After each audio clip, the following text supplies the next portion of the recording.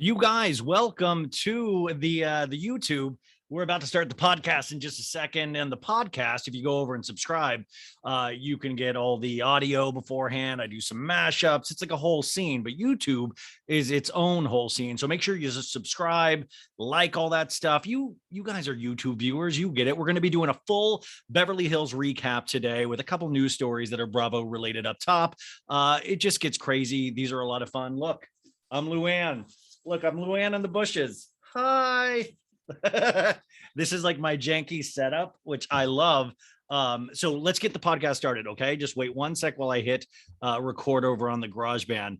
5, 4, 3, 2. Whoa, welcome to your Friday, folks. This is your Beverly Hills recap of this week's episode. What an episode it was. My God. If you guys could see, and you can now because of YouTube, my hair is just wild. It is just wavy and just a lot of natural curls happening. Also, I wish you could see my home office right now. On YouTube, you can see a little bit, but you can't see now. I have these 3 screens. I have this one that I'm looking into with the webcam up here. I've got this ring light that doesn't really do any, doesn't make me look any better. And then I got these 2 other screens. Over here, I'm playing Beverly Hills. The Beverly Hills episode that just aired yesterday. And over here, I've got my notes. So this is like, I'm like finally the captain of my own starship. It is, it's probably the worst starship. It's not even, starship, that's probably the wrong thing. There's a lot of things that I have to control right now.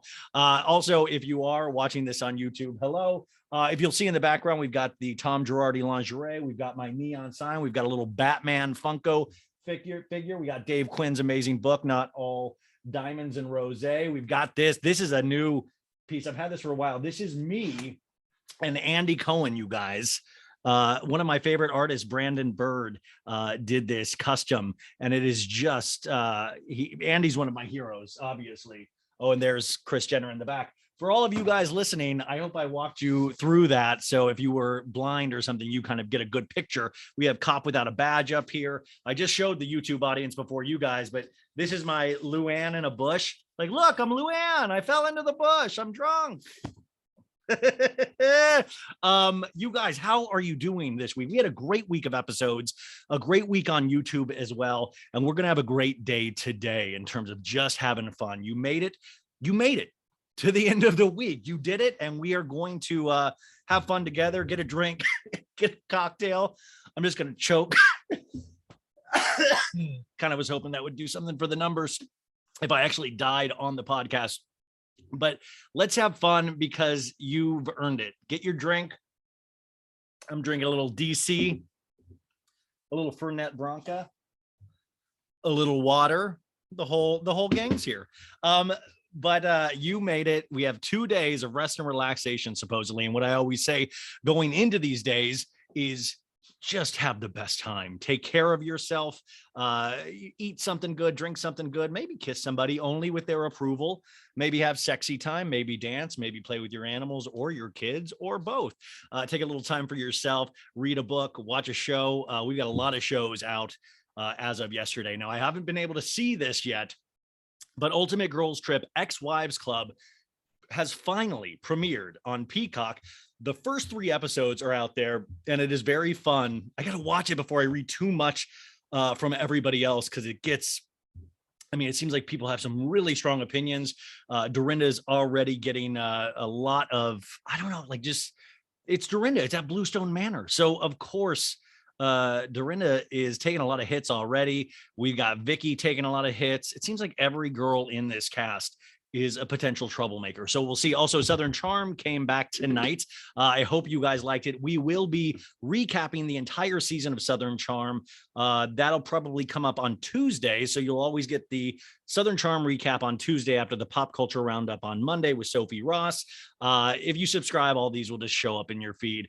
The Southern Charm recaps I'll be doing solo for the most part, but I was thinking I'll have some guests, hopefully some Southern Charm cast members pop by, but it'll be a happening, and because we have the Kardashians, that is done for the season. So I'll fold those news stories into general pop culture content. But if you didn't listen to the MJ Corey Kardashian Colloquium. I always say the fucking name wrong, but she was amazing. If you haven't checked that episode out, check it out. But we had a great week of episodes. My friend Christina Ariel, the host from the Star Wars show, was on. I loved her so much. I can't wait to talk to her again. We had Julie and Brandy from the People's Couch, and I was just on their podcast, Dumb Gay Politics. But I just forewarn you, it is political. So if that is not your thing, the other thing I suggest from all my listeners or anybody just in general is watch the things that are not going to upset you, that are going to fill you up. And if you don't like hearing about politics, which I totally get in the atmosphere that we've been in forever now, just don't listen to it. Move on to the things like, move on to this stupid, silly recap where I make fun of how drunk Erica got. Look at me, drunk Erica. Man, wasn't Erica, I got to tell you guys, everyone's like, well, I like Erica tonight. Good. You should like Erica tonight. It's okay to like people that are horrible. Like, listen, there are times where I like Rinna. There are times when I like all of these ladies. But also I will say, there are elements of Erica Jane that are attractive to other people. I mean, not looks wise or holding her own liquor, but other things. You can enjoy these characters. And just because I rail against somebody or your favorite, Bravo podcaster or friend, just because you guys have differences of opinions, it's okay. We're adults. We can love the people we want, and we can accept the fact that other people like different things without it completely ruining your day. Even though at the end of the day, we've always held true to the fact that is all true, but still my opinions are completely the right ones. And those are the only ones we accept here. All right. Okay. As long as we're on the same page. Did you have a good week? Was it a crazy week for you? I hope not. I hope you had a good one. Let's just get right into this because I want to be silly as hell, because this was a fun ass episode. And the other thing that gets me frustrated thinking about Beverly Hills lately, and I warned you guys going into the season, we would get a lot of this of, Beverly Hills fell off. This season sucks. Guys, of course it's going to suck if you compare it to last season. That, last season, like I always say, is you're never going to get something like that again. That is completely unique. And to get something like that again, you would have to have a gross miscarriage of justice in the legal system, or, like, to have that happen again, we would have to have like some weird mass murder happen, for it to get back to that kind of intensity level. But if you can actually enjoy this for what it is, which I think is just a collection of ladies that have all chosen to be on a reality show, that have obvious differences, that are all idiotic in a sense. Some are great, some aren't so great this year. Next year, it could be completely different. But I love the minutia of it. I love watching Erica get drunk. I love watching Kyle try to imitate other cast members. I love watching Garcelle rise. I mean, seems like she's the new Supreme. I love Sutton going, I'll say, I'm looking at on my Bumble. He's got Billy Bob Thornton look. Ooh, dog. I love her and Erica having that scene, but you can watch these things with an intensity, which I love. And that's what I kind of base my whole life on now. But don't ever shy away from having your opinions or just having to get you upset enough where you stop listening to this show. Okay, let's get into some news, you guys. Denise Richards, really, she's mentioned in this episode, but also what a week she's had in terms of OnlyFans. So we did a pop culture story on Monday that her daughter, Sammy Stage, joined OnlyFans, and she's like 18 years old. And Charlie Sheen at first was against it. Now Charlie Sheen is back on board. Yay, Charlie, but the thing is, this young girl, this 18-year-old made $56,000 in the course of 2 days. And that's when I think everybody's like, oh, Denise is like, I love this. I love exactly what you're doing. Can I charge you rent now? So guess what happened today, you guys? Denise Richards joined OnlyFans, as I predicted on this show, because she saw how much money her daughter was making and go, my God, I haven't made that much money since Wild Things 20 years ago. Like that is wild money for your daughter to out earn you. Even Aaron Pfeiffer's Denise's husband is like, could you help me discover how mosquitoes are dangerous to us all? They're carrying a disease. Wouldn't you love to see Aaron, who knows the secrets of the world? And a lot of people still like, he truly does. I'm like, okay, cool. I would love him to explain the pandemic to me, because it would even like make Dorit like, when is this guy going to shut up? He'd keep going. But also, I would love to sometimes see Aaron talk with Elizabeth Holmes from Theranos. It's a great step forward in innovation for females. And like, he'd be like, Elizabeth, can I talk to you about your blood work? Like, it is, I miss those. That's like, I always agree with people. Denise wasn't the most amazing housewife. I will always love her because she needed extra love with what that horrible, horrible monster Lisa Rinna did to her that last season.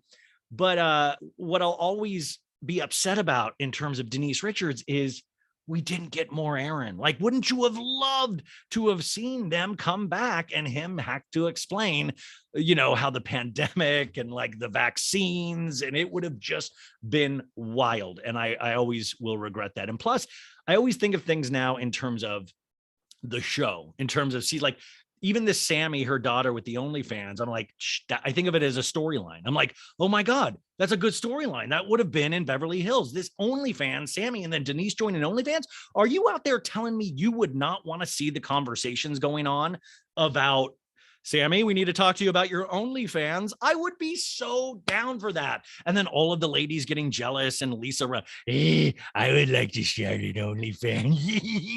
Erotic photos. And then Diana Jenkins, like, I did the book Room 23, and it was very erotic, but OnlyFans you can get partially nude of me and my celebrity friends. Like, I would love that storyline. It would be amazing. The other thing is, we recorded this whole episode, last week's episode. The next day, the Diana Jenkins stuff broke in terms of her not getting into it per se, but she said, it must not be great being a Black content creator.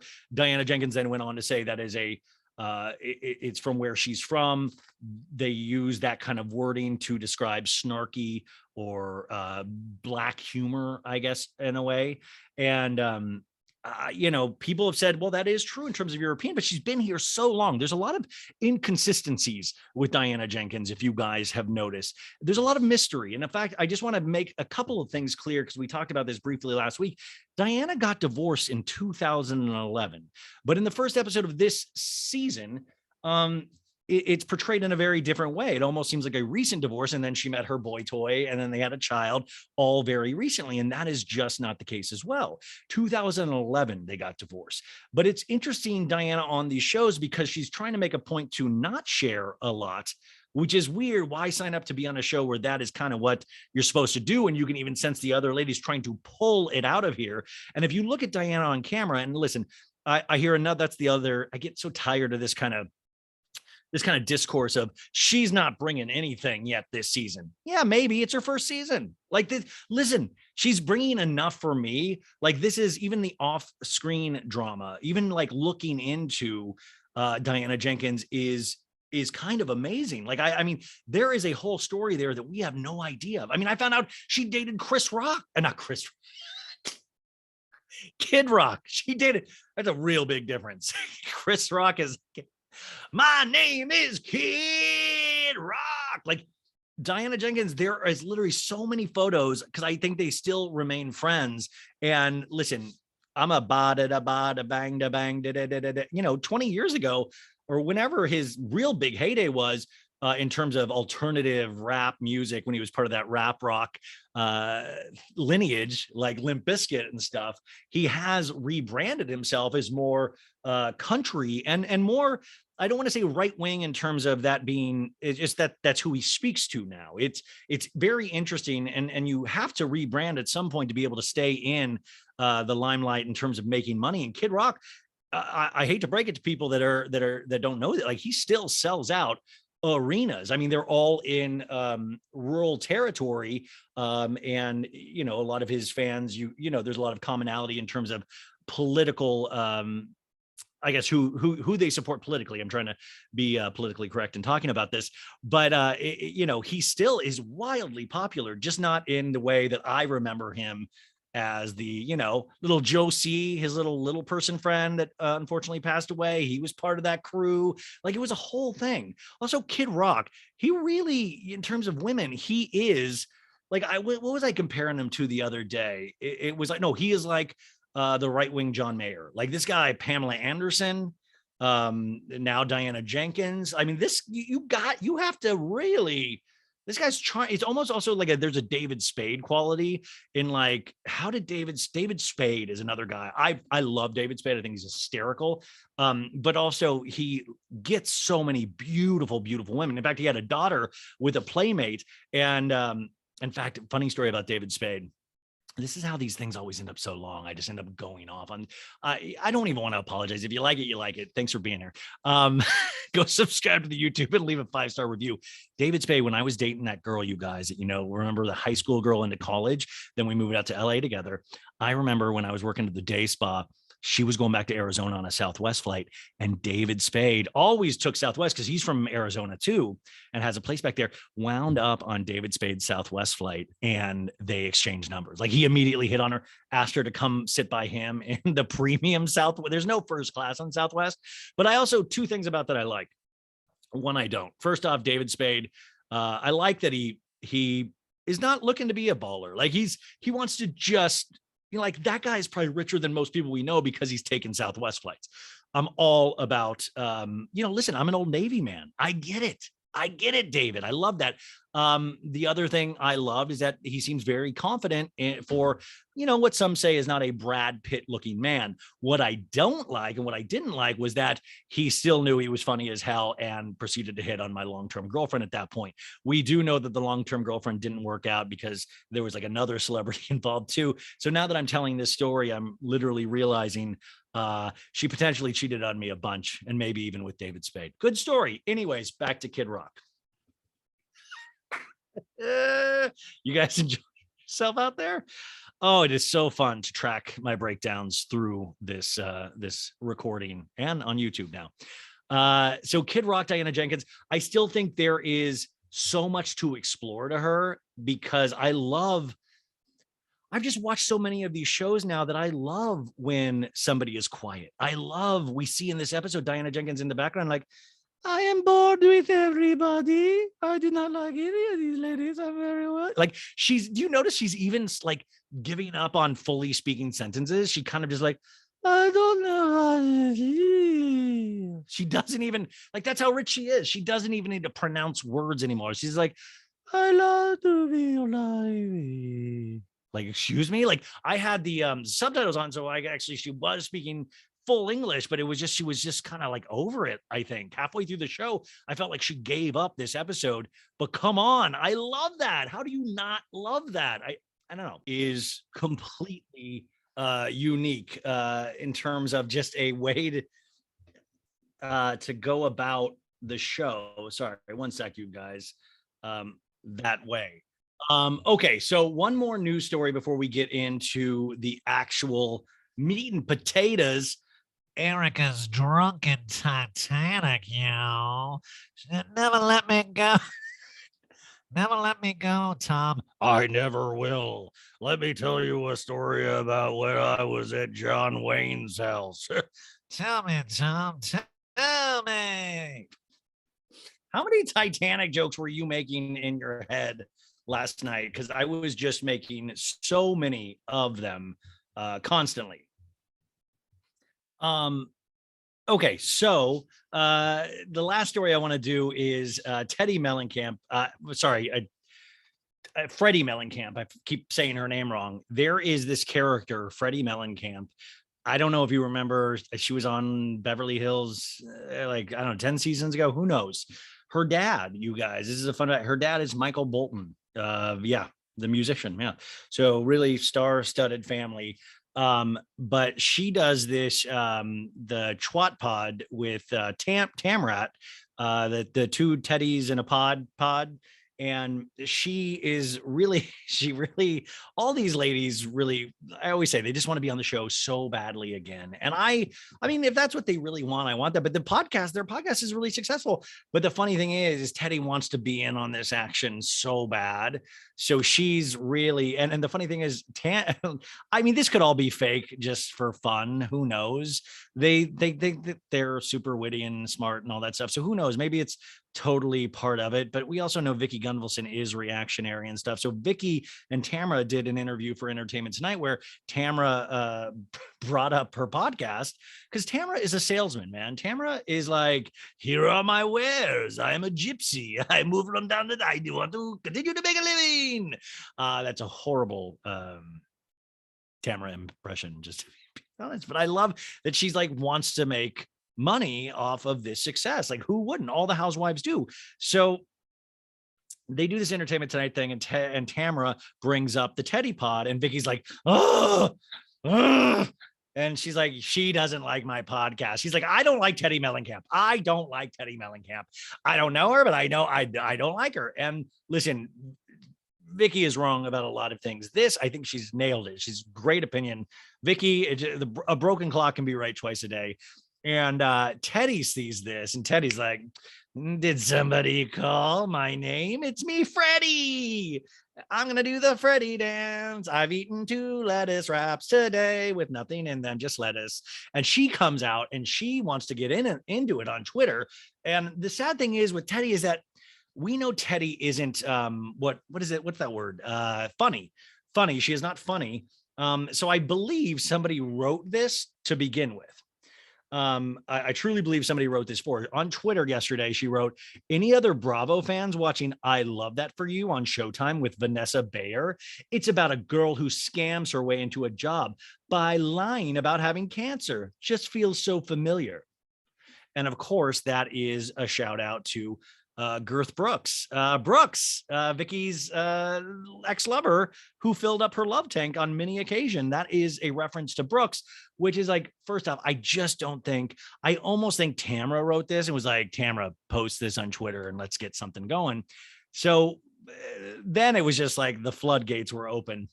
One of my favorite Twitter accounts, Rex Reed, says, wrote underneath, speaking of scams, how's All In going, Teddy? It's perfect. All In is a scam. I mean, it never got to cult-like status, but definitely a scam. And I just love that. The thing is, you have to be careful, myself included, on who you make fun of, who you come for, because if you are not completely on the up and up, like Teddy there's no way Teddy should not be commenting about scams at all. Teddy should stay as far away from scams that she possibly can. And so then just the internet was a place, because it's the one thing you love about Bravo Instagram or something. We all love to go for the same joke. Let me read some ones. I think this was on Bravo Snark side, an account. So Vicky then saw this tweet and tweeted, wow, low blow. And I just read this in a script. You know nothing about what transpired with my ex. This is why you only lasted 3 years. Me, 14! ! And then she tagged Tamara in it, and Tamara like sent back like a photo meme of like, why am I involved in this? And Teddy wrote back, well, if we're talking numbers, could you let us all know where you were on January 6th? And, Bravo Snarkside, this account also was like, well, you literally did an ad endorsing a homophobic church that her and Edwin are a part of. I just think, listen, very witty, Teddy, Freddie, you did it, very witty, but listen, that's not what you're good at. You're good at trying to, you're like a barnacle. Like you're good at like being like you're hanging on, trying to get some success going. I totally get that. And by the way, you do have a successful podcast, but you getting in the mix of these things, like, I don't know. It's just, it just feels like there's like a heavy disadvantage. And especially if you have the path that Freddie did, and you ran a diet cult called All In, you shouldn't be commenting about scams. You shouldn't be commenting about January 6th. You should just comment on what you know, which is that you are the daughter of John Mellencamp and that you really want to be around Kyle a lot.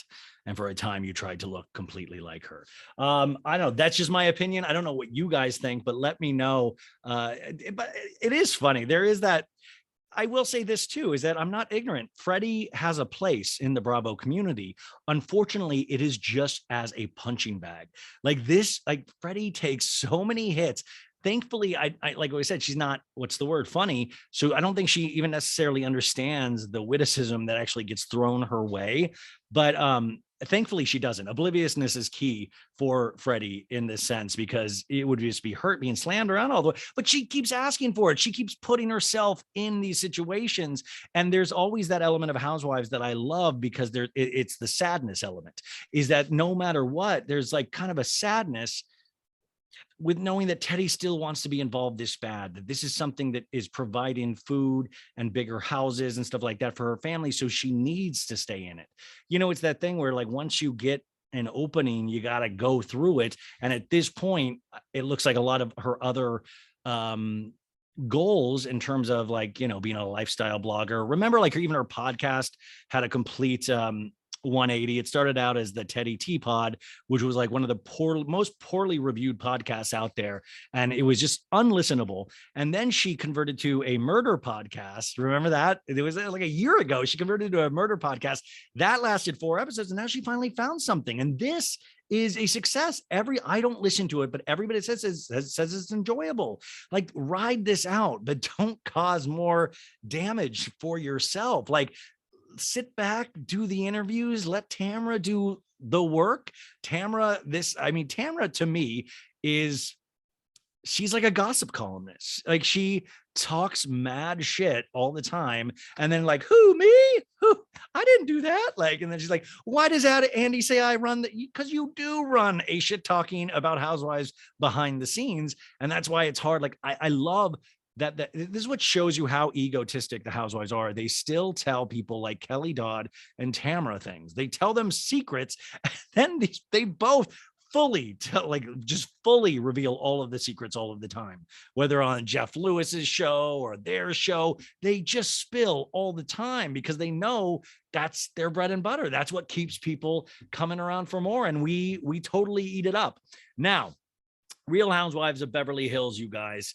Also big news, Beverly Hills, Mauricio Umansky, he announced he has a new show for Netflix that is already filmed. This is actually pretty exciting if you love Mauricio, which a lot of ladies do. It's called Buying Beverly Hills. It's coming to Netflix in the fall of 2022.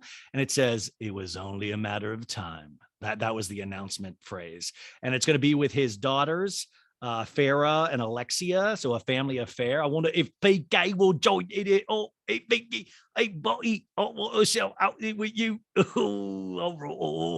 I just wonder, like, it's that same thing where I talk about Diana Jenkins or billionaires in general, is that it scares me because I want a lot of money one day. I'm looking forward to that day, but now I'm getting scared. It's like these people have a lot of money and they keep wanting more. It's the Kardashian effect. They keep needing more. It's like, yo, man, how about like vacation all the time? How about, you know, what are we doing now? We're stockpiling money? Like, do you guys ever wonder about that? Like, there's only many shoes and handbags you can have.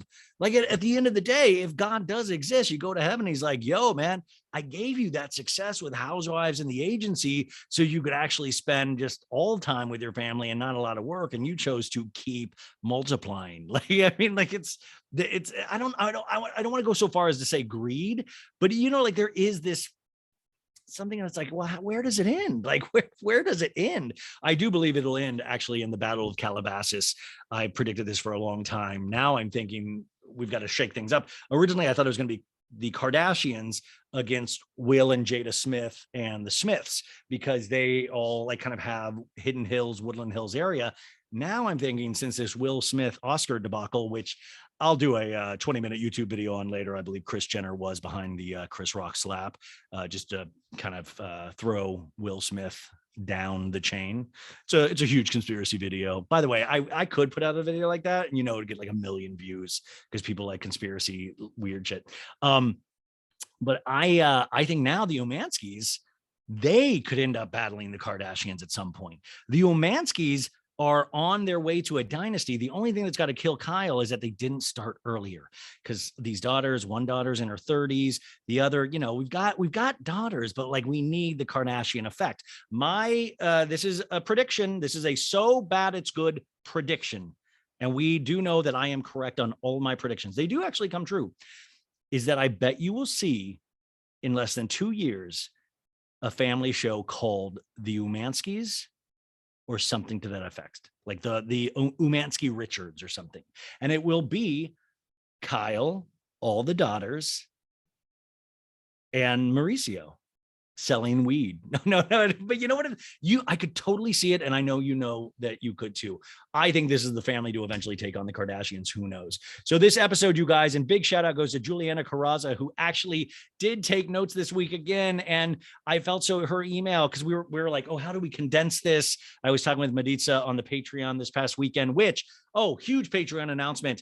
On Monday, you will be getting Real Housewives Ultimate Girls Trip Season 2 solo recaps of Episode 1. We'll be doing that over on the Patreon, which I'm really excited about. So if you love Ultimate Girls Trip Season 2, it's going to be all over there on the Patreon. And I'm sure I'll say some little news stories about Ultimate Girls Trip on the main pod. But if that's your jam, go on over to the Patreon, a couple bucks a month. You can get those episodes plus so much more. But Juliana took all these notes again. So Juliana, thank you so much. She really does such an amazing job, because I've watched it a couple times, but with her notes, I went through and watched it with her notes and just made some small notes to it.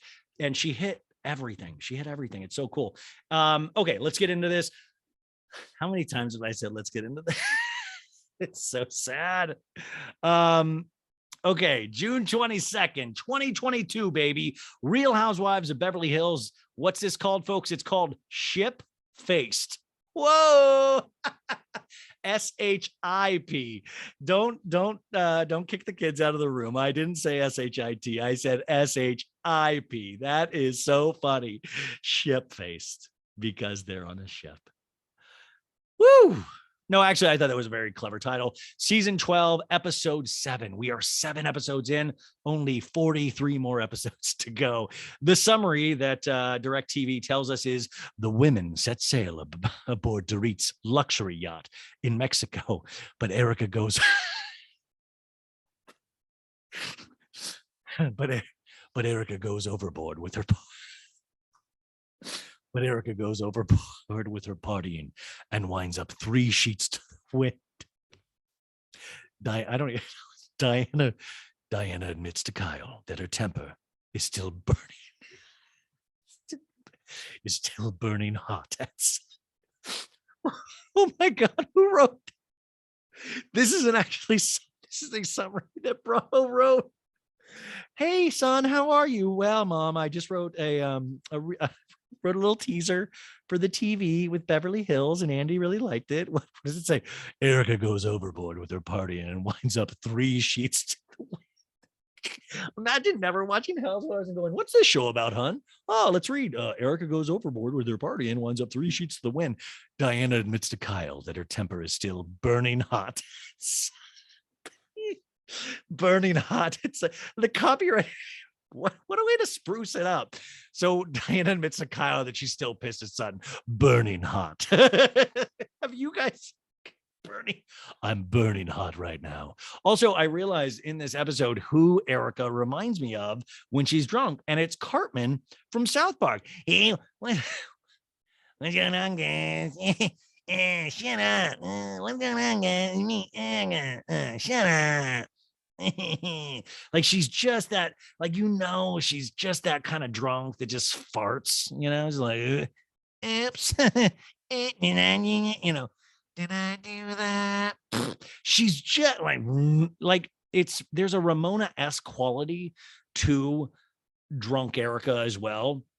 I love it. So we always get previously on Real Housewives of Beverly Hills. They always give that different voiceover to somebody in the cast. This week it's Sutton, which I was so proud of. She's like, previously on Real Housewives of Beverly Hills. And we had a scene of Sutton tries to shake on it with Erica about letting bygones be bygones. Like, remember that scene earlier at Harry's birthday party? And she's like, shake on it. And Erica's like, no, go fuck yourself. And she's like, And Sutton's like, I don't like you. And Erica going, good, what is the mutual thing? My favorite thing after watching Erica so much is the inflection with Erica is that she truly will get to a point when she's on her heels. And when this is like a tell, like a poker tell, where she's upset because her voice goes super high in a way that it's like, oh, you're actually upset. Because in that scene, she goes, good, that's a mutual thing, like a helium balloon, because she didn't realize that Sutton could talk back to her. Loved it. Then we have a scene in Punta de Mita with Crystal, Rinna, and Erica, where they tried surfing. This is it's a very jump the shark moment. Erica, they're all falling. We have where like something touches Kyle's butt in the water. She's like, something touched my butt in the water. Rinna, a scene with her observing her surroundings. She's like, it's very pleasant.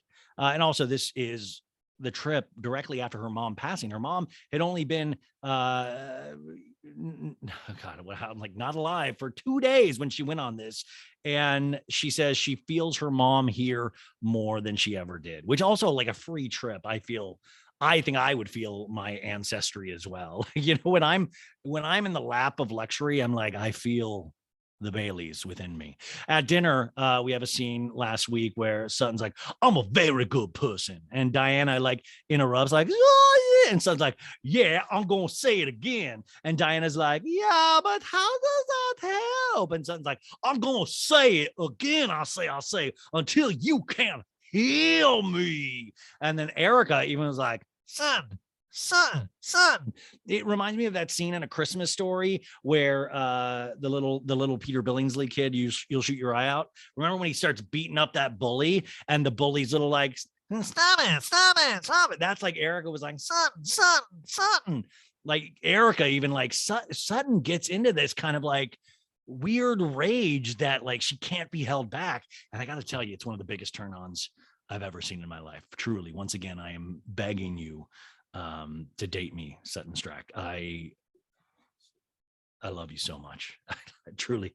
And I know we're being listened to by thousands of people right now, but I'm a podcaster standing in front of a very rich woman asking you to let me live with you in a guest house or just even just on the property somewhere.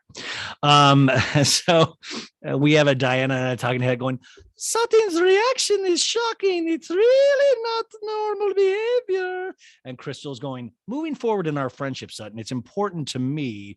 And Kyle's like, I would take this apology. And Rinna goes, lovely. And Kyle's like, Rinna, shut up. And Garcelle's like, Rinna, shut up. Kyle goes, lovely. We go into the taglines and we are in this week's episode. Garcelle says, oh, the taglines. It's all like, I don't need a spotlight. I shine just fine. Garcelle, Rinna, hi, I'm Kama. I'm a bitch. Dorit's like, you can take all my things and you won't have taken a thing that matters. Beep, boop, bop, beep, boop, boop, boop. And Diana's like, the only thing better than having it all is having even more. Sutton's like, if you want a seat at my table, I'll say, you best mind your manners. Crystal's like, hi, I'm Crystal. No, she says, they say talk is cheap, but in Beverly Hills, my husband directed The Lion King. No, she says, it can cost you. And Erica goes, I have nothing to hide and nothing to lose. And that makes me drunk. And Kyle's like, when you're the real deal, you don't have to pretend. Okay, and so we get the opening. It says, Punta de Mita, Mexico, 11:10 p.m. I read all stage directions in PK's voice from here on out. The moon is still full, and they pan to the Casa 3, where Erica is entering. This is, I believe, Diana's abode. Erica pushing like, I'm coming in. This is directly after the dinner last week's episode.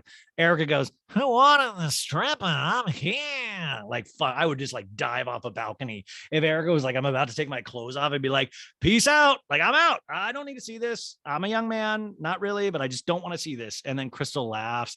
They hug. I love just like the formalities of women, all the hugging. And I guess guys do like the handshake or the up top, but like Because all the hugging, like they just saw each other at dinner and now they're in a different dwelling and they need to re-hug.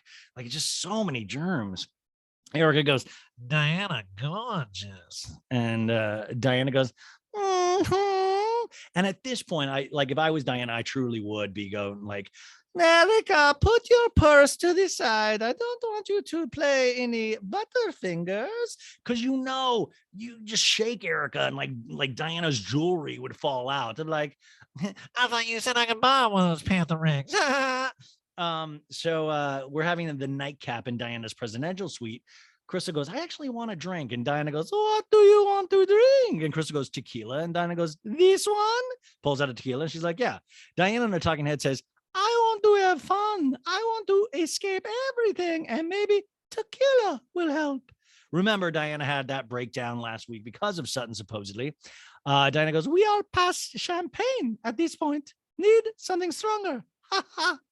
She has an interest. She goes, ha ha, ha ha, ha ha, ha ha, ha ha.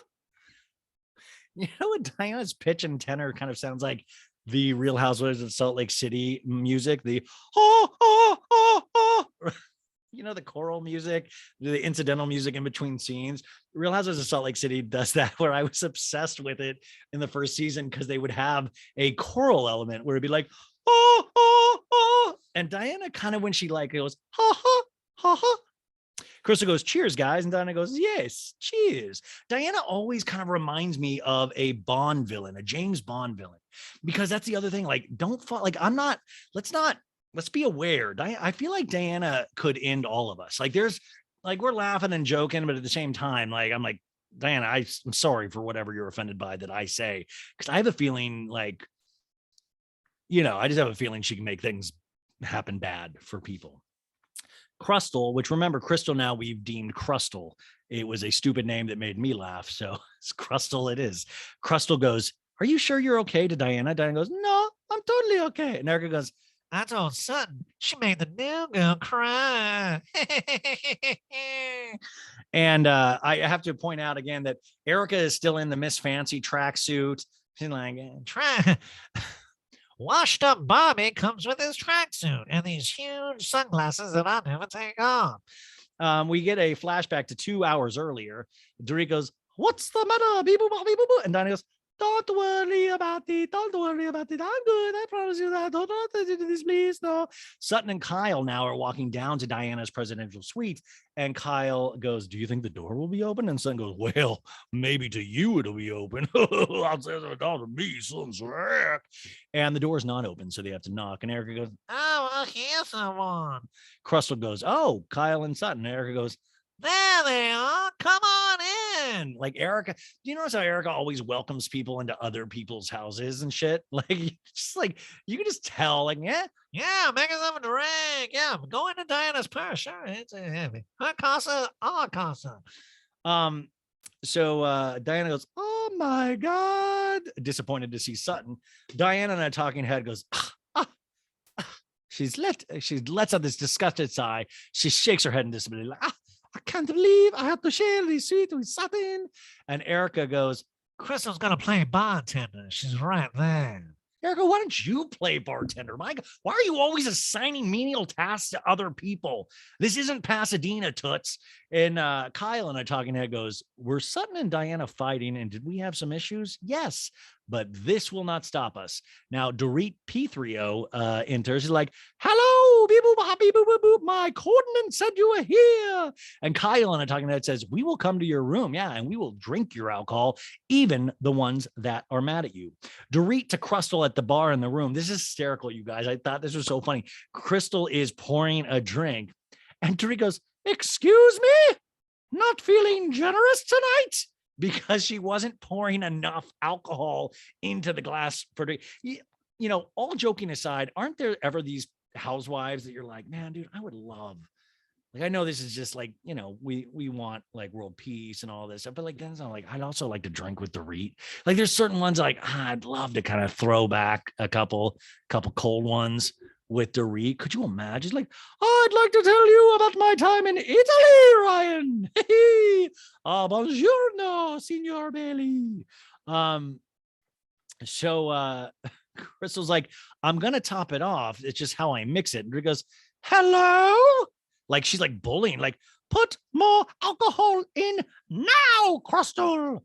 Sutton goes, well, I used to live in Laguna Beach. I say, and my husband, he decided he wanted boogie board. I watch him just eat it. And Erica goes, is he remarried? I'm not asking for myself. I'm just asking. Erica is in that Kardashian sense, like after Kim Kardashian did Saturday Night Live this season, and she thinks she's Dave Chappelle all of a sudden. Like on the episodes, you saw her being loose Kim this season of the Kardashians. And that's where Erica is like, I got nothing to lose. I'm going to tell fart jokes. Knock, knock. Who's there? Erica. Erica who? Time your money. Kyle to Diana goes, what about your ex, Diana? Are you friends with your ex? And Diana goes, really good, yeah. And Kyle goes, oh, that's good. And Diana goes, yeah. And Erica goes, is he remarried? Like, Erica, dude, get on a dating app if you're the fucking gee. And Diana goes, and divorced. And Erica goes, and divorced, yeah. And Diana goes, it was very, very simple divorce. Diana and I talking together goes, very, very simple. What we achieved together, we achieved together. I had full trust in him that he's going to divide it in half the way it should be divided. And so he did. The marriage or divorce was not about the money. What? And then I was like, okay, what was it about though? This is another question about Diana Jenkins. So he did split this fortune, which I think was like over $500 million with her, which is wild. Like, it almost makes me think, like, why would, because we're taught from rich people that they fight to keep their wealth. They fight against splitting things half and half. Even if you have a prenup, they fight against this. So I wonder why this guy was like, yeah, you can totally have half. Like that. I know that's a weird line of thinking, but it truly makes me like, why did he split it half and half? It sounds like that was just yep. Like, what's the story? I want the story there. They actually show a headline from the Scotsman, the 30th of July, 2012. And it says, Scottish tycoon gives up half his fortune in happiest divorce ever. The Scottish banker who became one of Britain's richest individuals has agreed a reported $150 million settlement with his wife in what they have described as the happiest divorce ever. I'm sorry, man. You say happiest divorce ever. I say something is up and I need a bigger. We should do a deep dive about this, but I just don't want to ever get hurt by somebody down the line. Kyle goes, well, my ex-husband never got remarried. I always forget Kyle was married before Mauricio. And she goes, and I feel so bad because honestly, he's such a great guy. He loved me. We had a beautiful daughter together. I loved him. I was just too young to be married. They show pictures of Kyle and her ex, Gurish, I believe his name is, Guraish.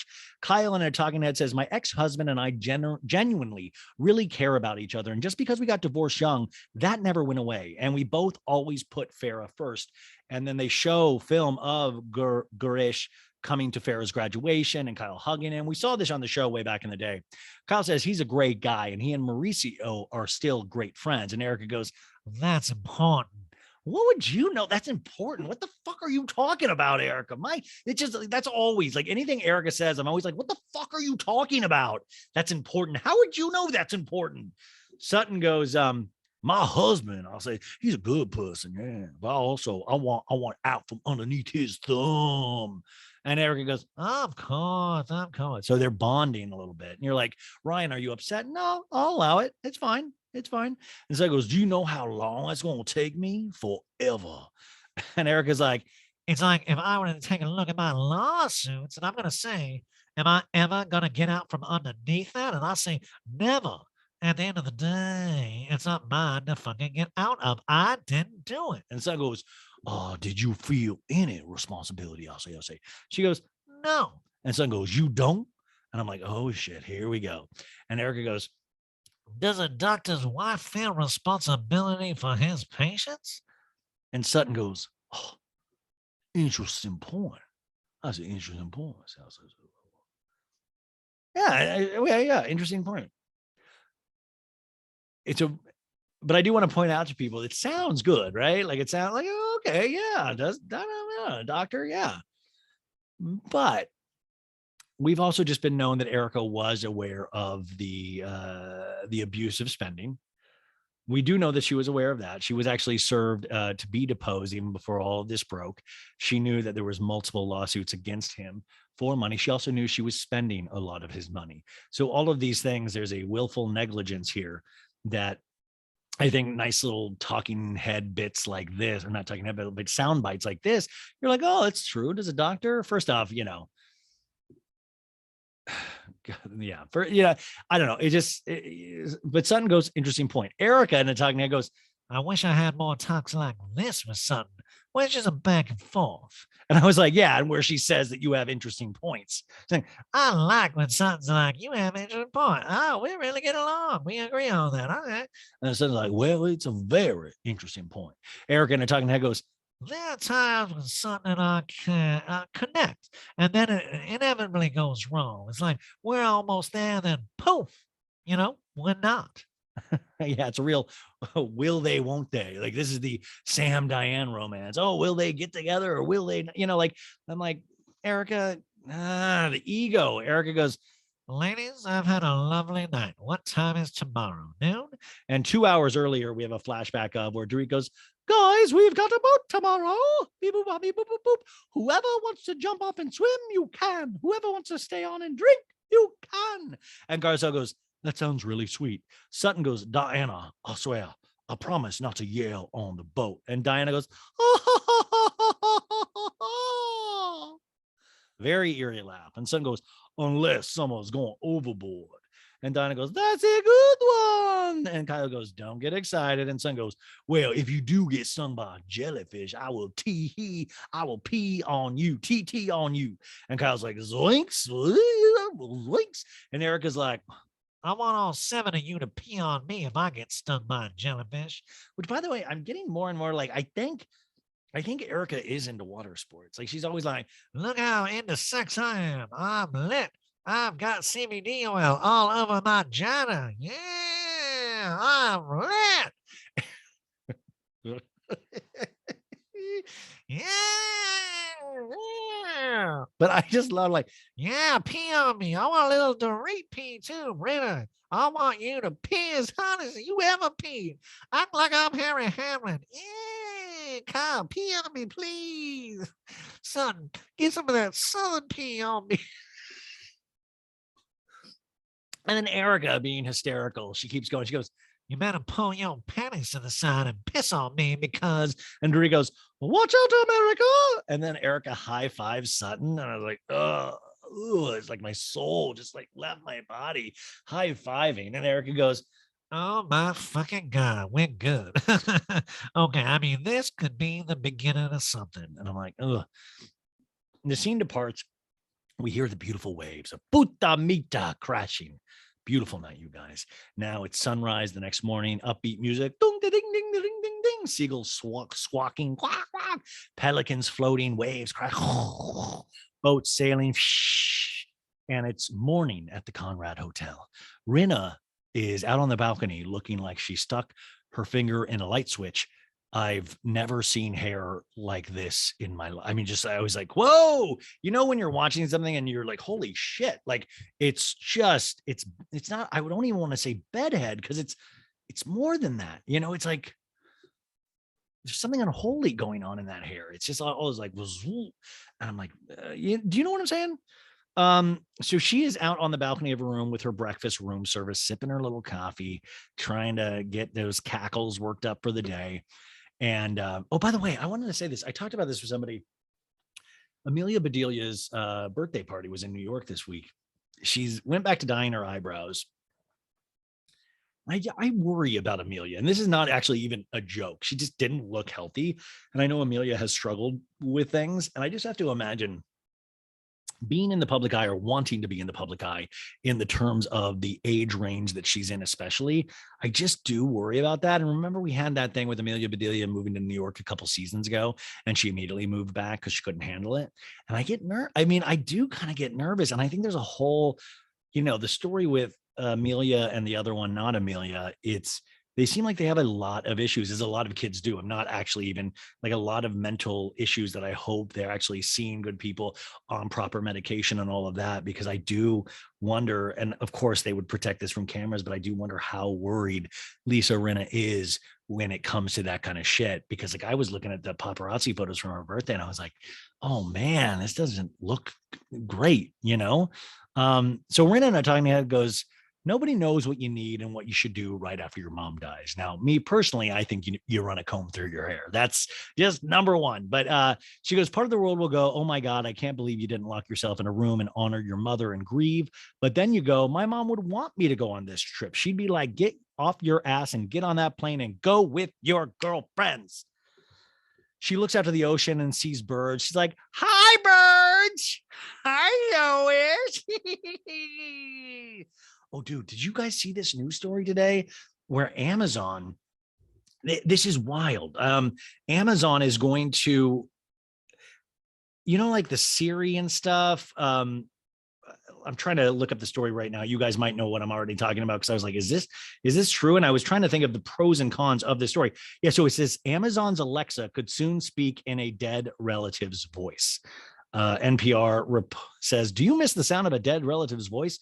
Well, fear not. Amazon unveiled a new feature in the works for its virtual assistant, Alexa, that can read aloud in a deceased loved one's voice based on a short recording of the person. While AI technology can't eliminate that pain of loss, it can definitely make their memories last. Rohit Prasad, senior vice president, says at a conference in Vegas. And they actually had a presentation where they said, Alexa, can grandma finish reading me The Wizard of Oz? And Alexa's like, okay, I will tell you. And it says, instead of Alexa's voice reading the book, it's the kid's grandma's voice, Prasad said. We had to learn to produce a high quality voice with less than a minute of recording. He added, we are unquestionably living in the golden era of AI, where our dreams in science fiction are becoming a reality. Now, I thought a lot about this today, and I know we take these little detours. These little detours actually, I love. And I hope you like them too, because it's something that I've been thinking about all day. Because if I did lose, God forbid, one of my parents ever, and I think with Bill and Becky, they'll never go anywhere. I truly, weirdly, I think they'll be alive forever. But I was like, if something ever did happen, I would want to hear my mom's voice on a daily basis, and especially doing things that I asked it to do. Becky, will you play Counting Crows? Yes, Ryan. Like I there would be something kind of amazing about that in a way. This is the pro of it. To be able to make your mom or your dad or a relative part of your daily life long after that they've gone, because they should be always with us. And why not have an audio reminder of that on a daily basis? Now, my worry about something like this is that it's the tip of the iceberg. It's like, where do you go from here? I've had stories like AI becoming self-aware. We did a story like that last week in the Pop Culture Roundup, where that really scares me. It's like, we're literally like, these things will become cognizant at a certain point, and they will. Did you ever watch that movie, Her? With Joaquin Phoenix and Scarlett Johansson, about a man who falls in love with his AI?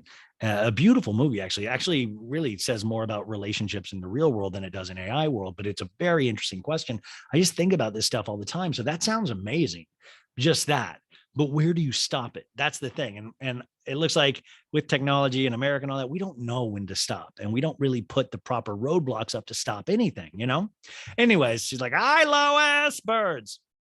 Scene cuts to the ladies getting ready for the day. Crystal is blow drying her hair. Remember, she is team not glam squad. Kyle is looking at a red bathing suit to wear. Remember, we got the disturbing news last week that Kyle survived a breast reduction on Watch What Happens Live. And I'm a week later, I've thought a lot about it. I still think it's a mistake. I would like full boobage on Kyle. I know that makes me a gross dude, but I'm sorry. I'm team full boob Kyle. In Garcelle's room, she's having coffee outside with Robert, her stylist, and Kim, her makeup artist. And Garcelle's like, we're going on a yacht. And Robert's like, oh, a yacht? I was ready to style you for a canoe. And Garcelle's like, I know. I wish you guys could come, like a bathing suit. Robert's like, are you getting in the water? And Garcelle's like, oh, no, I'm not getting in the water. And then we go to Sutton in her room. And you guys, I got the prop for this. This thing comes back out. Sutton's face roller is in this scene by her makeup stylist, her glam squad, Nawel, and a W-E-L, her makeup artist, and she's like putting it all over Sutton's face, and Sutton's like, oh my goodness. Sutton's like, sometimes as a mother, you can lash out on your children, I say, and yell at them accidentally. And that's kind of what I did last night, Diana, I say. And I was like, were you able to talk to her? And Sutton's like, well, I apologized. We get a flashback to one night earlier, and Sutton's like, I'm sorry for losing my cool. And Diana's like, no worries. No worries at all. But she won't even look at Sutton. So it's like even more disturbing where I'm like, damn, Sutton. And Sutton's like, nobody's like, just, it's a lot. And Sutton's like, all I do is apologize to these people. And Noel's like, right. And she's like, totally. I'm an apologizing fool. My name's Sutton. Sutton apologizes Shrek. I'm so sorry. I'm doing the Sutton Sorry Shuffle. The Sutton Sorry Shuffle. My name is Sutton. I'm here to say I'm sorry in a major way. I like to sell clothes. I like to sell love. I like Billy Bob Thornton on my dating apps because he's a fine old Southern gentleman. I like Ryan not as a friend.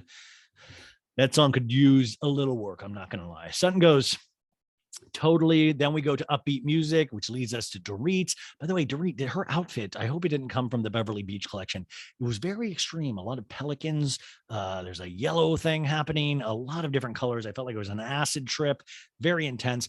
Rinna and Kyle are gathering at the Conrad pool, dressed in their swim and yacht outfits. Rinna was like a psychedelic cowboy. There was a cowboy hat happening with like a leather, like a snakeskin top. It was so confusing. I didn't even know what the theme was. And Dorit's like, food, drinks. And Ren's like, oh, I love it. And Dorit's like, we wanted some Mexican tapas. Here we go. And Kyle's like, cheers. And Dorit's like, cheers, lady. And Ren goes, cheers. And Dorit goes, oh my God, I woke up so tired. And Kyle's like, I feel okay. And Dorit's like, but you know what? Last night got a little bit strange. And Kyle goes, oh my God, you guys, that was crazy. Sutton and Erica, they were talking and sharing stories and finger blasting each other. And Rena's like, what? You can tell I don't like this. And Kyle's like, I swear they were talking like two best friends. Rena's mouth just like, oh, so this huge flies are flying. I will eat flies. The scene skips to Garcelle, Crystal, and Sutton sitting with drinks under a pergola. By the way, Juliana, who took the notes, I don't even fucking know what a pergola is. Pergola? I barely know her. That's what she said. Pergola? What the hell is a pergola? Pergola? Are you okay, Julia? Did you have is a pergola a thing? I know she says near a pool. I know what a pool is, but a pergola, is that some kind of medication? Like I've taken my pergola today, and that's why I can play with my grandkids. Garcelle says, so how was the rest of the night? And Sutton goes, well, we actually had fun. And Krista goes, but you were very talkative with, and Sutton goes, Erica. And Garcelle goes, oh. And Crystal was like, it's like the Bobbsey twins, her and Erica are like, and Sutton goes, I wouldn't say Bobbsey twins. And Crystal goes, you were. And Sutton goes, I would not say Bobbsey twins. And Garcelle goes, what happened? And Sutton goes, Erica was being very talkative. I'll say. And Crystal goes, she won't shut up. And Garcelle goes, she won't shut up. And Crystal goes, she won't shut up. There was an air of like, and Garcelle goes, nothing happened. Now, Garcelle goes, nothing happened. Now I'm on meds and I'm having a good time. Like Garcelle's making fun of Erica's new fun girl, Erica, when she drinks and is on meds. Garcelle and I talking, and goes, I think Erica is tired of talking about Erica. So I feel like a lot of what she's doing now is distracting, so we don't ask her questions. Garcelle says, well, nothing has been settled yet with her referring to all the criminal activity. And Crystal's like, correct. And Garcelle goes, with all her stuff. And Sin goes, that's right. And Garcelle and I talking head goes, nobody's talking about it. Like none of the ladies are like, we're happy to drop it. Let's move on. Garcelle goes, Ooh, what are you? Ooh, that's what I want. To a server bringing in them breakfast. Garcelle's like, gracias, gracias, gracias. Sutton's like, oh, potatoes, oh, potatoes. And Garcelle says, if you're not going to eat your bacon, could you pass it over, please? And Sutton shrugs and rolls her eyes and hands, here's some bacon, Garcelle. I am a vegetarian, but I just can't deal without some bacon. Sutton goes, I eat one piece of bacon a day on vacation. I love that now we have rules on the bacon. The bacon was like, I could sometimes I'm a little bad girl and I'll sneak a little bacon here and there. You can't resist bacon. But now there's a rule. Sutton going, I eat one piece of bacon a day. One piece of bacon a day keeps doctors away. I'll say. That's his shirt right there. Garcelle goes, and Sutton goes, Erica and I, we have a lot to talk about. After last year, I need to understand why she hated me and called me a very bad word. And Garcelle goes, well, I think you know why. And Sutton goes, because I called her a liar. And Garcelle goes, yeah. And Crystal goes, by the way, you called me a liar too. And I'm not. And I was like, no, Crystal, no. We get a flashback to 2 days earlier. And Sutton goes, you make up lies about your friends behind their backs, Crystal. You need to stop it. And I'm like, oh shit, here we go. We're back in this scene. Garcelle goes, but no one wants to be called a liar, period. And Crystal goes, but that's what I'm saying. I'm not going to attack you like that. I just held on to it. And Sutton goes, yeah. And Crystal goes like, and Sutton goes, well, it's a hurtful thing, I'll say, but I thought last night we've gotten pat. And Crystal's like, we did. And I said, and Sutton's like, but when we do that, we don't want to go backwards. I'll say, we don't want to do that. And, so she's jumping over to the other ladies' table. Or no, we're cutting over to the other ladies' table. And Juliana says they're under a pergola as well. These fucking pergolas are multiplying. This is where I got to take a good hard look at the cowboy look Rinna is rocking. And it's like a psychedelic cowboy snakeskin outfit.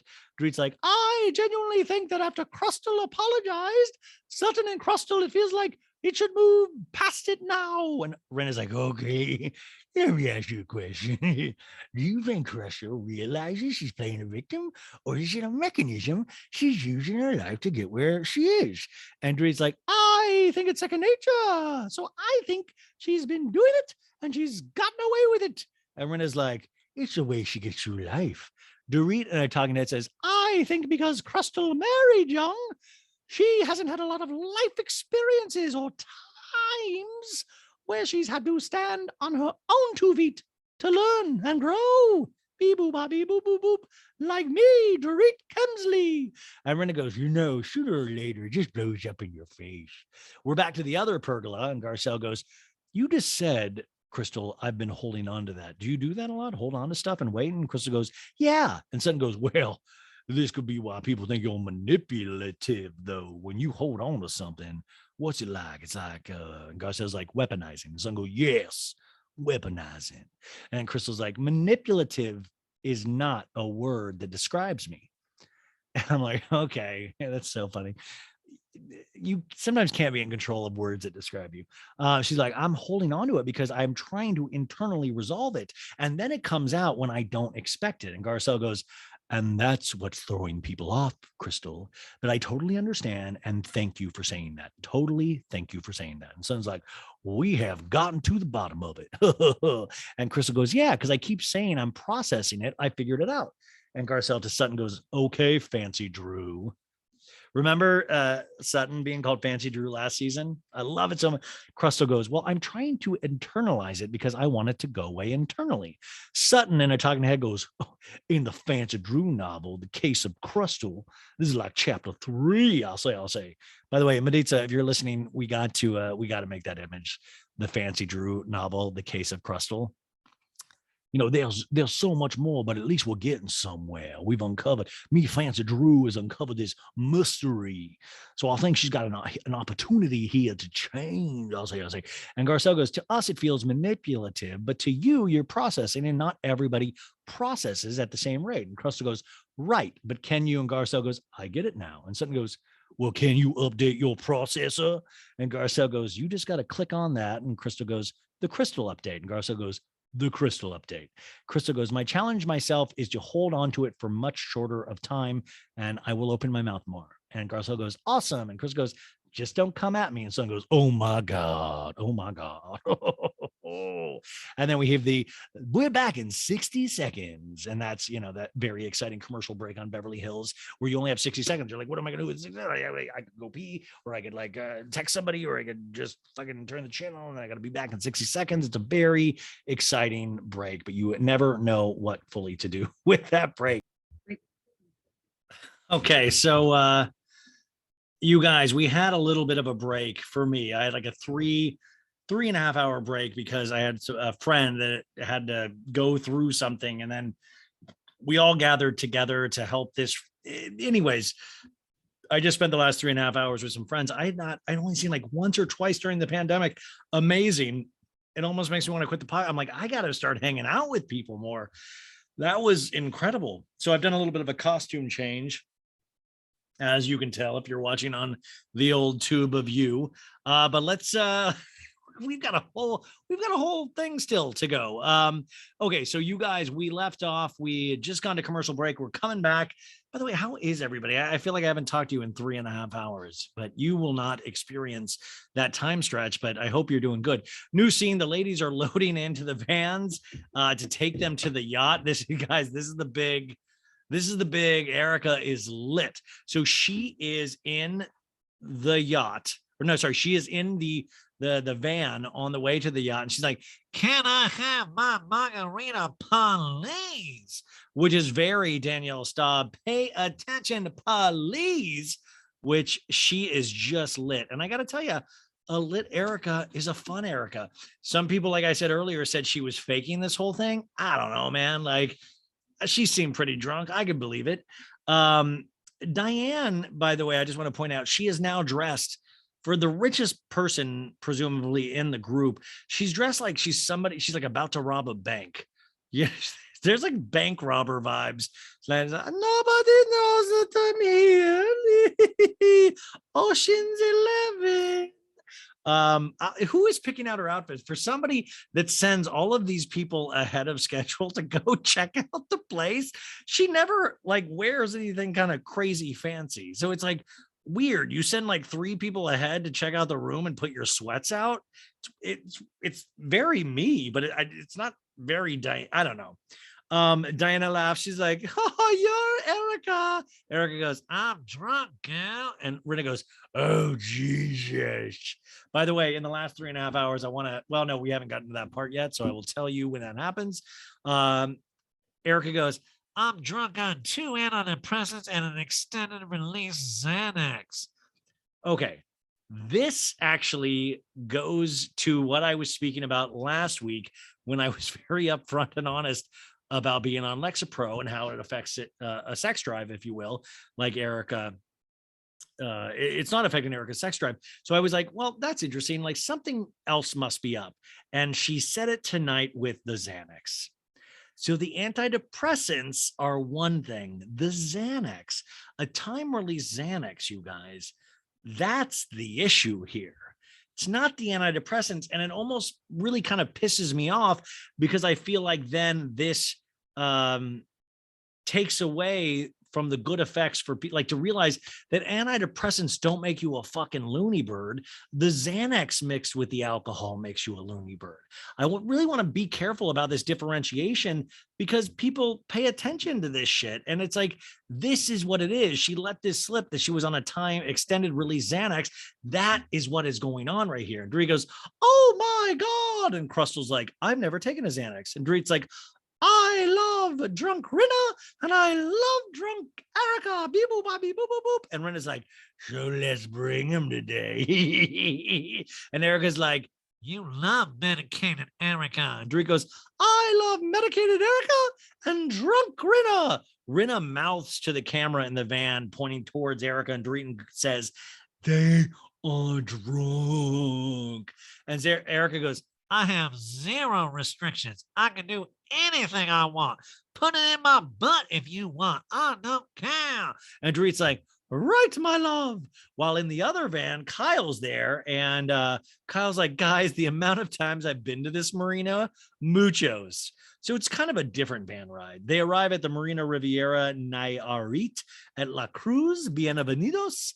And we are back to the first van with Erica and those ladies. And Erica's like, babes, can you hold this? Because I am lit. It's kind of like the Kardashians always saying vibe after Kanye taught them vibe. I'm so curious to know who taught Erica the word lit, because Erica, we even saw that last season when she had rubbed the CBD oil all over her vagina. She goes, I am lit. She says it again now multiple times in this episode. She goes, babes, can you hold this? Because I'm lit. And Dorit helps her hold her tote bag. And Rena goes, you let me know if you need me or anything. And Erica goes, I'm so tore up. They all get out of their respective vans, and Rena, talking head, goes, I've known Erica for 7 years. I've never seen her tipsy like this. And Erica goes, I'm so fucked up. She hasn't even gotten out of the van yet, you guys. And Rena goes, I know. Rena and the talking head goes, but let's be good friends and just make sure Erica doesn't go like overboard. As in the ocean. Rena then in the scene to Erica goes, and if you need some help, just say, Rena, help, right? And then Erica goes, Rena, help. And Rena goes, oh, shit. The ladies are making their way down to the docks to their yacht. And Erica once again goes, I'm so lit. I don't even know what's up. You always know that one friend in your friend group, you guys, where they're always like, I am so drunk. I had one wine cooler and I am losing my mind. Like Erica is that one girl that had like she had one shot of what's the shot that all the tastes like cinnamon, the Fireball. Erica had like a little sip of Fireball. She's like, damn, you guys, I'm fucked up. Huh? Like she's, it's once again, it's like Erica always professes things. She always like, I'm so into sex. I'm so wasted. Like it's very interesting. She always tells us what's going on. I mean, she's also showing us in this scene as well, but I always find that interesting. So she is walking down the dock with the ladies, and she's like, I've totally been this way. Oh my God. Diana's like, you look gorgeous, Erica. Nobody can tell you're drunk. And Erica's like, I'm going to walk beautifully like Diana Ross. Listen, I love Diana Ross. I truly do. I have an appreciation for Diana Ross. The Supremes knocked it out of the park. I've never thought of Diana Ross as the most I didn't even think of her as in walking in general. In fact, when I think about good walkers, I think I'm a great walker. But in terms of like walking, did Diana Ross really break things open in terms of walking? Diana Ross, damn, that's a good walk. Listen, I don't know. Like maybe she is the best walker. Who knows? But that's who Erica uses as she's like, I'm going to walk beautifully like Diana Ross. And Dorit's like, guys, welcome beep, boop, boop, beep, boop, boop, boop, to your boat. And there's this beautiful designer yacht that it's smaller than the ones we see on Below Deck, but it's there. And Garcelle goes, Dorit knows how to do it. And Rena goes, you guys, it's a nice boat.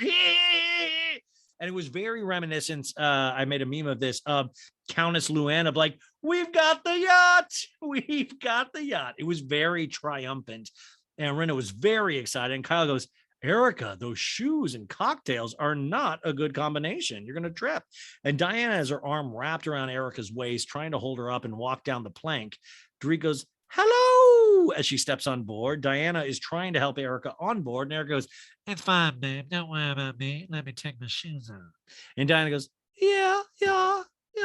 Erica promptly trips up the stairs to the boat, screams, wah, wah. Diana is still holding onto Erica's arm and guiding her inside. And they're in the salon, the aft deck of the yacht. And Erica goes, this is me. Erica plops herself on the sofa. When I say plop, I say plop. And she goes, I found my landing spot. She's cracking up the whole day. It's the funniest thing that Erica's ever seen herself do. And Diana goes, mine too. This is my landing spot too. Diana, her talking head, says, I love being on the water, and I chartered some really great boats. Jump in wherever you want. You come out, you have a towel. I do love the thought. Yachts are cool if you like to jump, if you like to come out of things and then have a towel. Yachts are the way to go. The yacht is the way to go. If you love towels, you've got to get yourselves a yacht. It's just the ultimate luxury, really. They flash a picture of Maritza is texting me right now. Maritza, by the way, is doing amazing graphics on YouTube. I know I keep bringing up YouTube, but I'm really proud of it. So she just asked a question about YouTube, so I wanted to answer. Diana in a talking head goes, I love being on water, and I've chartered some really great boats. Oh, we already did that. She goes, they flash a picture of Diana's chartered super yacht today. The length of this yacht is 197 feet. The rental price, get this, you guys, $372,000 a week. A week. I'm hoping that Diana got a day rate for this. And also, why are we crediting Dorit? Dorit's like, Dorit does the yacht, but it seems like Diana's the one that paid for it. So basic math, 372,000 divided by a week. Now there is 7 days in a week. And let's see, what does that work out to? I don't need to explain math to you guys. 300, if you could explain it to me, that would be great. Divided by 7. That's not, I can't be right. 372,000 times. Guys, I don't, as I'm typing this out, I realize I don't know what, divided by 7. Okay. So for the day, you guys, if that is the price of a weekly rental, to rent this for a day is $53,142.85, which is the exact thing that Denise Richards' daughter made on OnlyFans in the last couple of days. So that is still a heck of a, would you spend $53,000 for a day with Erica Jane and Rinna? And like, I mean, seriously, like, would you, I mean, I feel like I could even donate it. I know she does a lot of like work with the AIDS Foundation with Elton John. Sorry, Maritza's now texting me. I am. She says, you are now in the show. Are now in the show. I'm reading your texts.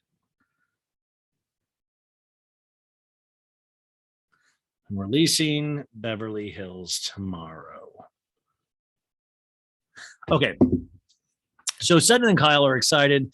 They're holding hands. They're bouncing all around. Girls just want to have fun. Son goes, hold on. I'll say, we're dancing. And Garcella's like, woo, woo. Diana in a talking head says, but it's not a luxury yacht. It's a day boat, so size matters. So she's basically saying this is not the kind of yacht she's used to. This is like a shitty.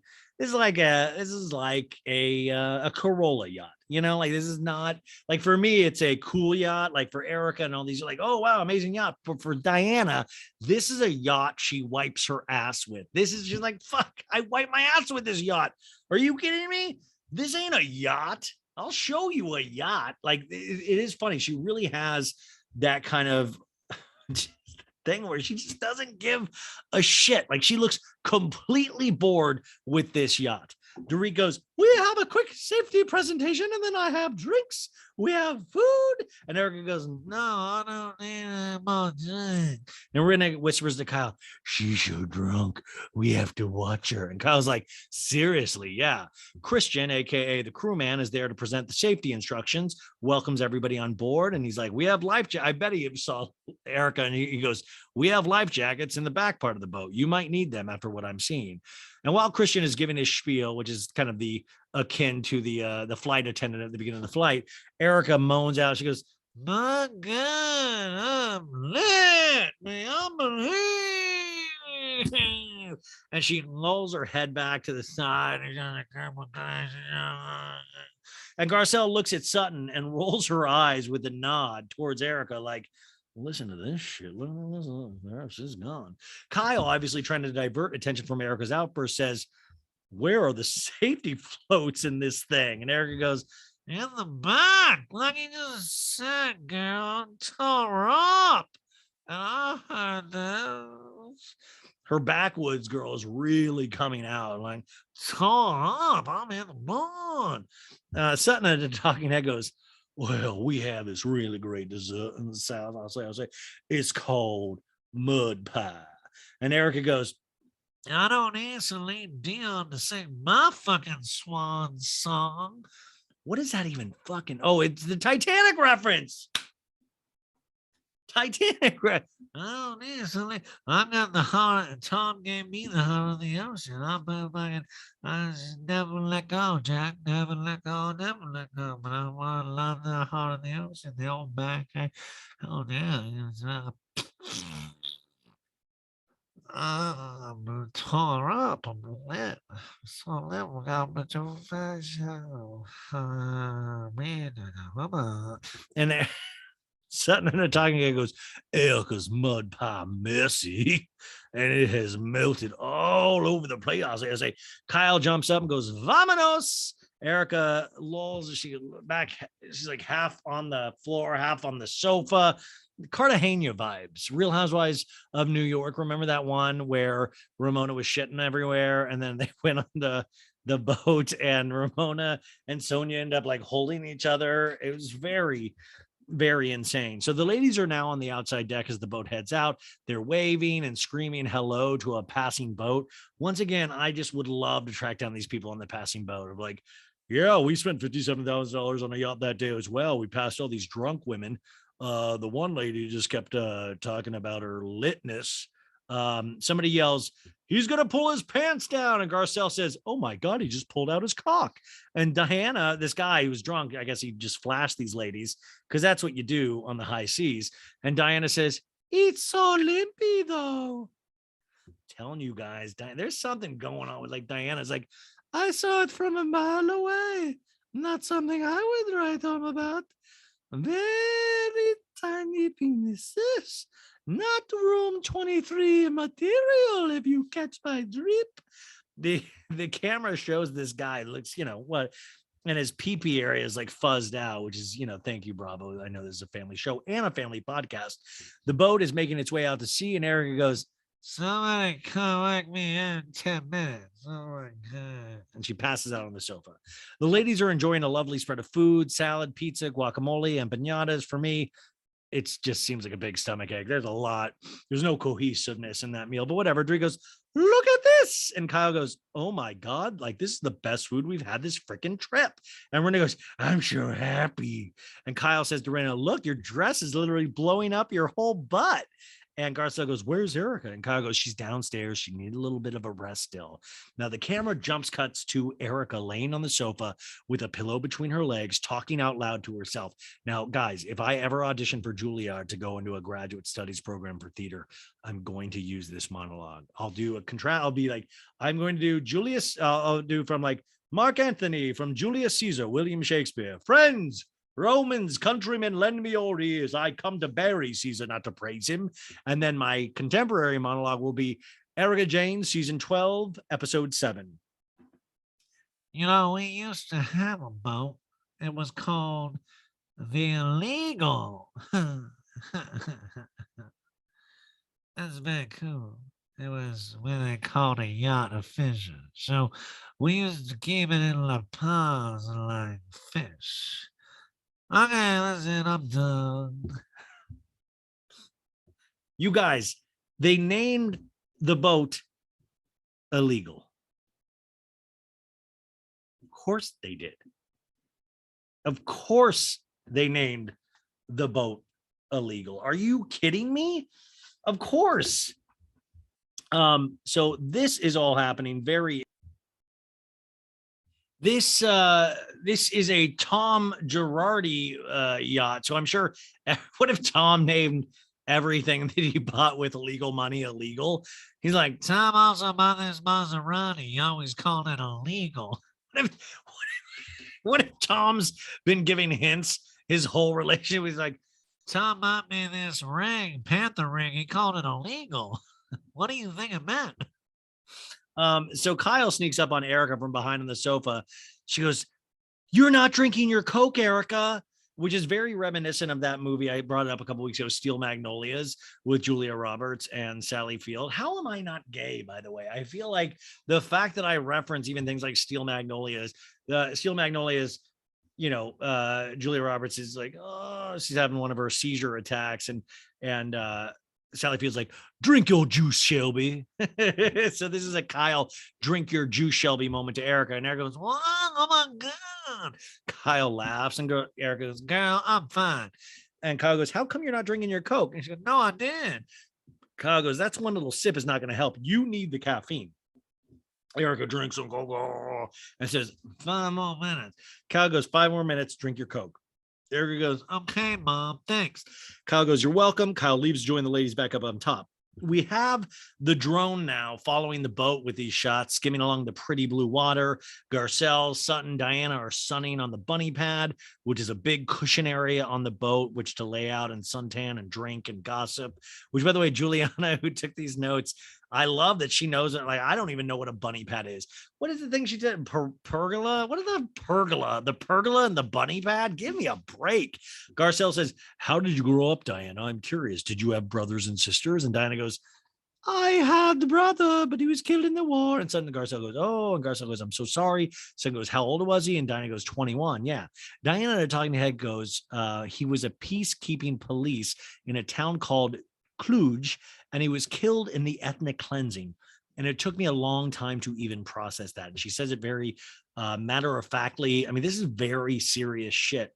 Diana says, but the thing is, like, they couldn't even find him. They thought maybe he got kidnapped or something. Then they found him in a ditch. And Garcelle's like, oh, and Diana goes, I know, it's so sad. My dad had to identify the body. Garcelle goes, life, right?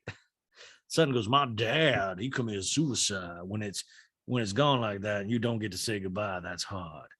Diana, now just the Diana Sutton relationship, this is when it really gets fascinating. Diana goes, all the roads always lead to Sutton. You all run to what other person is going through somehow. She relates everything to herself. So I do believe that Sutton is in the right. Like, Sutton was sharing this story, in my opinion, to relate to Diana. I don't think she was making it about herself, but this is how much Diana doesn't like Sutton already. So she is looking for these things, as sometimes you do, of like, well, this is another reason why I don't like Sutton. I don't believe Sutton was doing that at all. I believe Sutton was trying to open up to Diana. A lot of these women are trying to open up to Diana, and it's just not working. Diana goes, I'm melting, yeah. And Garcelle goes, you want to go in? And Sutton's like, I love it here, but I don't have any sunscreen on. Diana goes, you might burn. And Sutton goes, oh, I won't burn. Diana, talking head, goes, this doesn't feel like a conversation to me. It feels like Sutton wants to talk about Sutton. She doesn't need me for that. Okay, Diana leaves. And Sutton, to Garcelle, doesn't really notice the awkwardness in which Diana leaves. And Sutton goes, we're sun sisters, me and you, Garcelle. And Garcelle goes, sun sisters, I love it. Diana, walking away, says to herself, and they need to shut it. Imagine being that. They need to shut up. Shut up. Shut up. Sutton, with your dumb, I say, no. Rinna, by the way, we go to commercial break. This is more startling than any of the episode. Rinna does one of those commercials within the show for the movie Elvis. And it's just, to me, it's just a lot to see Rinna. Because then I realized, so Rinna did the Elvis commercial, and I realized Rinna has based her whole personal style on Elvis. Like, Rinna fully looks like Elvis to me. When I was like watching her do the commercial, I was like, I won't for the money, I'll do for the show. So you get ready and forget go. But the commercial is wild because you can tell like Rinna's super excited because I bet she got paid like a stipend to do this commercial. So she's like, I love the movie Elvis with Austin Butler. The way Elvis moved, the costumes, Las Vegas. Do you realize too, they're really hyping up, like, Rinna didn't bring up Tom Hanks is the second lead of this movie. Like, what? Why are we talking about Tom Hanks more? Whatever. Anyways, we come back from break. We're back to Erica splayed out on the sofa. She's like, Rich goes, I'm on a boat. I'm on a boat. If I can live my life like this, cruising around the world, I'd just forever be on the sofa saying, could you serve me chocolate chip cookies for breakfast? Yeah, like the good ones with the Nestle chips and all those chips ahoy that you get the cup of myself. And for lunch, I would like a salad. Yeah, one of those salad niçoise for the bistro Jolie, $24. And for dinner, I'd like a protein. Yeah, lobster, beef, chipped ham. Mikey always eats a good protein. So she's just monologuing up a storm, and she waves her arm back and forth, and like she's just doing a full on drunk Erica. And I can see where people might think like, well, this is obviously staged. But I will say, in Erica's defense, and I hate to even use those words, when you're really drunk, I've done that where I'm like, you're so stupid. I'm a Jedi. Now. I'm doing my, like, I've done full on monologues. So you're almost talking to yourself to keep some kind of coherency. And in a sense, you're making it even less and less coherent. But in your head, you're like, if I just keep talking, I know I'm okay. So we go to above the top deck where the ladies are eating. And Kyle's like, I actually love to see Erica like this, to be honest. And Renee goes, me too. And Kyle goes, she's having fun. She's lighter. She's like a different person. And we have literally never seen her like that. Ever, ever, ever. Kyle, she's drunk and on Xan. I love her. It's like, she's on heroin, completely different. Like, we're encouraging, no shit, she's different. That's what fucking these things do. And that's why people find them so attractive.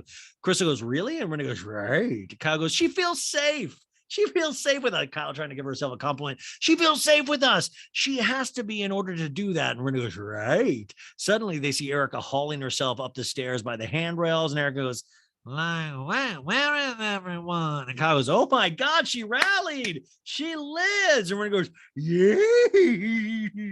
And Dorit goes, whoops. Dorit is wearing that thing again with the pelicans. Just very distracting. I wrote it down again. Erica goes, she rallies. Listen. They all get up and dance around Erica and hug her. They're all excited. And Kyle's like, she's like a damn cat. And Erica goes, like, I drank a bunch of liquor and took some medication. And Renee goes, well, that's okay. And Erica goes, it's okay. I need some food. I'm fine. And she like claws at this pizza and she puts it in her claw hand with all the fingernails. Like, Garcelle and Sutton are leaving the bunny pad area and they're, where's everybody? Also, where's everybody? Kyle goes, it's too quiet over here. It was nice eating with all you ladies, but I got to move and have some fun. Kyle wants to move, you guys. Garcelle goes, are you going to go in the water? And Kyle goes, perhaps. I'm looking for a song to dance to. And Crystal's like, I'm going to take off my clothes. And Garcelle goes, oh, look at you. Crystal leans over. Garcelle is now, Crystal rubs her booby area in Garcelle's face. Like, Garcelle goes, ha, ha, ha, ha. Why are you always coming for me? Erica goes, so Crystal, if you have a choice of a threesome, would it be 2 girls and Rob or 2 guys and Rob? What do you choose? Deep thoughts with Erica Jane. Garcelle goes, 2 girls. And Crystal is like, huh? And Erica goes, wait, I didn't ask you, Beauvais. And Garcelle goes, me and Erica and Rob. And Erica goes, oh, hey, bitch, would you do it though? She sounds like a drunk Bob Dylan. It's like, blowing in the wind. Yeah. Skibbity-bam. Wow. Everybody must get stoned. Erica goes, if Garcelle and I pulled up and we said, hey, we're in the Uber. I say we're here to fuck you and Rob. Are you down?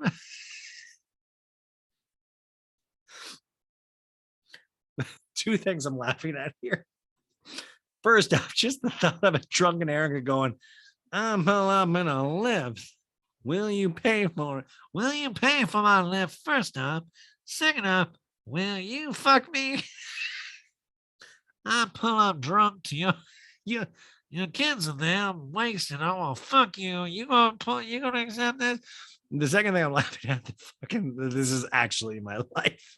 There's always like those one or two moments where you're like, oh man, because you just know it's like, I'm never going to run for president, but if I choose to randomly, they'll get to this episode and they'll play this clip. Like, it'll be my big, like, I'll win a primary or two. Like, I'll get close. And then at like the third primary, like somebody will take over the sound system. And they're like, is this you? And I'll be like, fuck me, Crystal, fuck me. Oh, fuck you.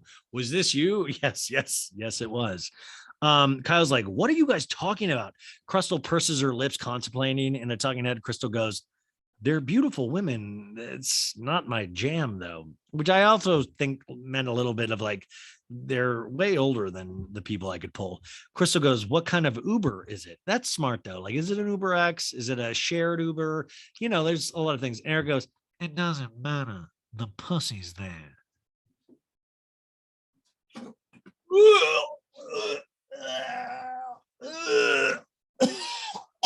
The pussy's there. Oh my God. It's so nasty. All the ladies are like, oh. Erica literally shoves a handful of spaghetti in her mouth and sucks up the dangling strands like Jabba the Hutt. It's like, yeah, it's so gross.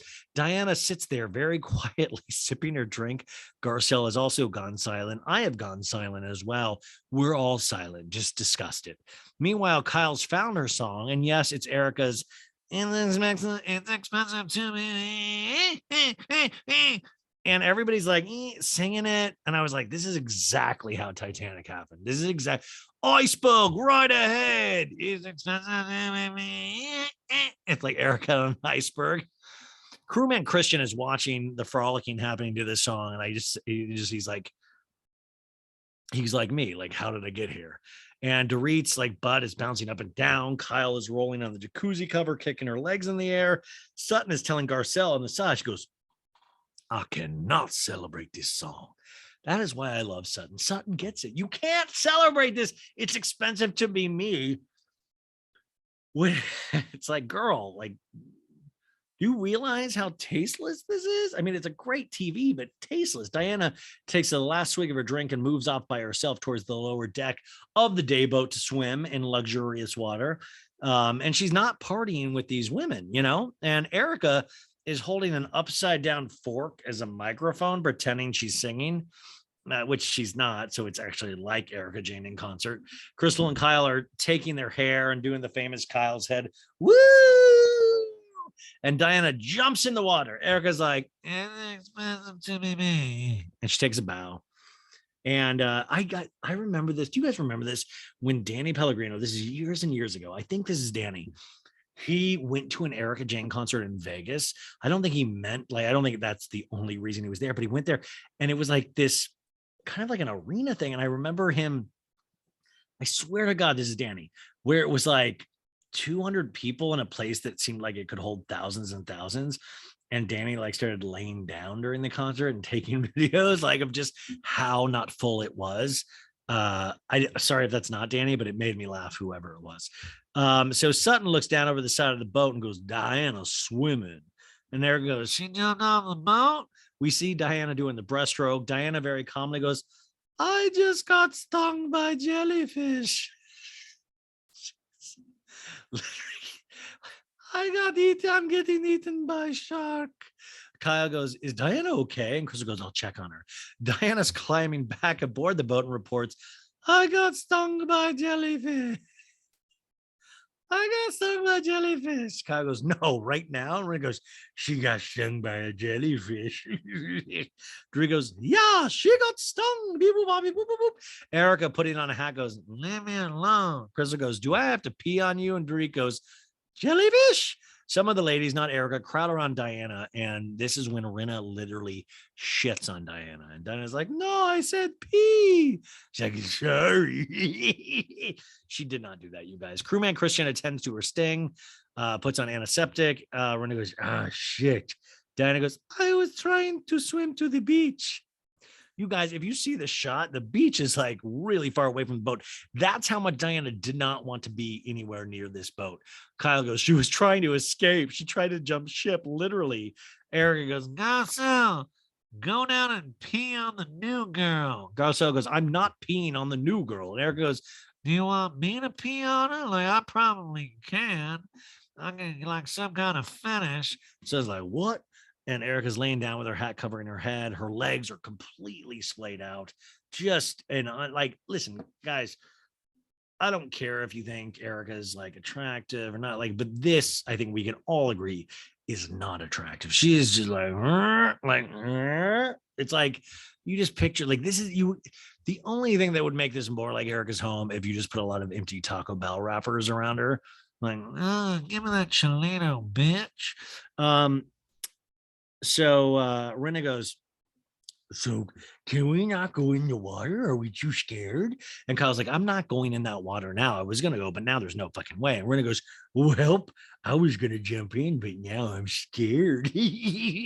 Sutton's like, no, I'm not swimming out there. I'll say, I'm not going to be Natalie Wood today, which is a very dark reference to Natalie Wood, dying off of a yacht, which is a really interesting story. By the way, Christopher Walken, the actor, was there the night Natalie Wood died. There was always this rumor, you guys, with Natalie Wood, that her husband at the time, Robert Wagner, I don't know if you guys would remember Heart to Heart, or he played Rob Lowe, older in the Austin Powers movie. Anyways, famous actor for his day, but supposedly he might have killed Natalie Wood in a drunken rage. They were never able to prove it. It's a really weird Hollywood mystery. Erica goes, Nah, hell no, bitch. Whatever. Kyle comes back up to the top and, is going, she was stung by a jellyfish. Garcelle's really upset about it. Erica's really concerned too. This is totally sarcastic. Garcelle about Erica says, is she alive? And someone goes, she's alive. And Garcelle goes, okay, good. Kyle in a talking head says, Erica's knocked out cold. Diana's been stung by a jellyfish, and it's still one of our better boat rides. And a big Kyle guffaw. Like, can somebody teach me to do Kyle? Because I know in the talking head, Kyle almost has a Scott Disick quality of like, I don't know what's going on. She like cries, But then in the other one, she likes to like do I need to find a way to do Kyle. So they flash back to the 2014 boat ride with Lisa Vanderpump when suddenly Brandy slapped her face, and Dorit says, "Don't you ever get in my face, Rita?" And Rita's like, "Dorit, fuck off."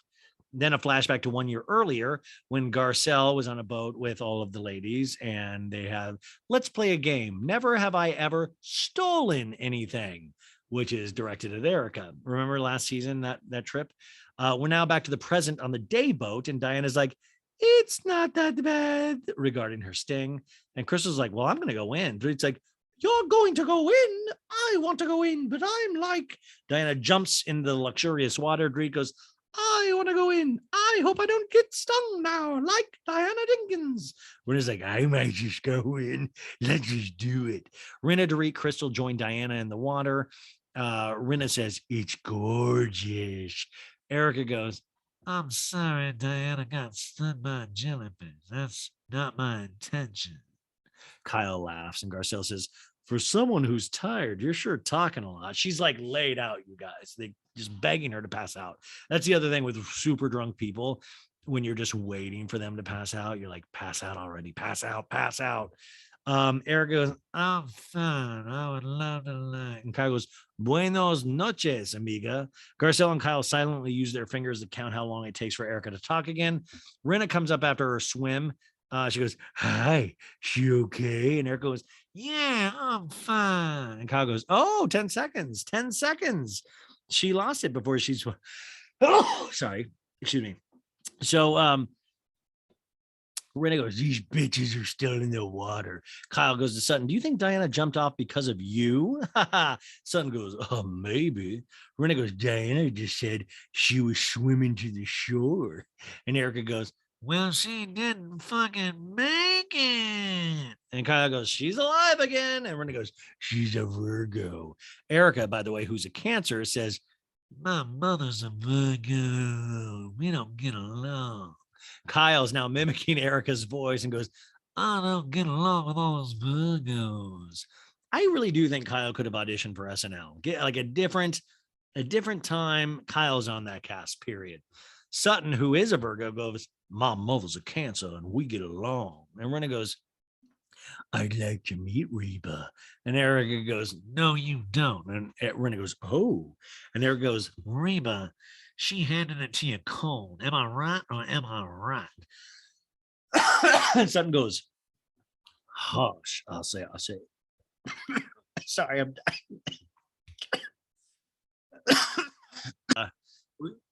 in kind of this Erica trying to be salt of the earth and talk to Sutton like she's a friend of hers and not somebody that she's horribly maligned every step of the way.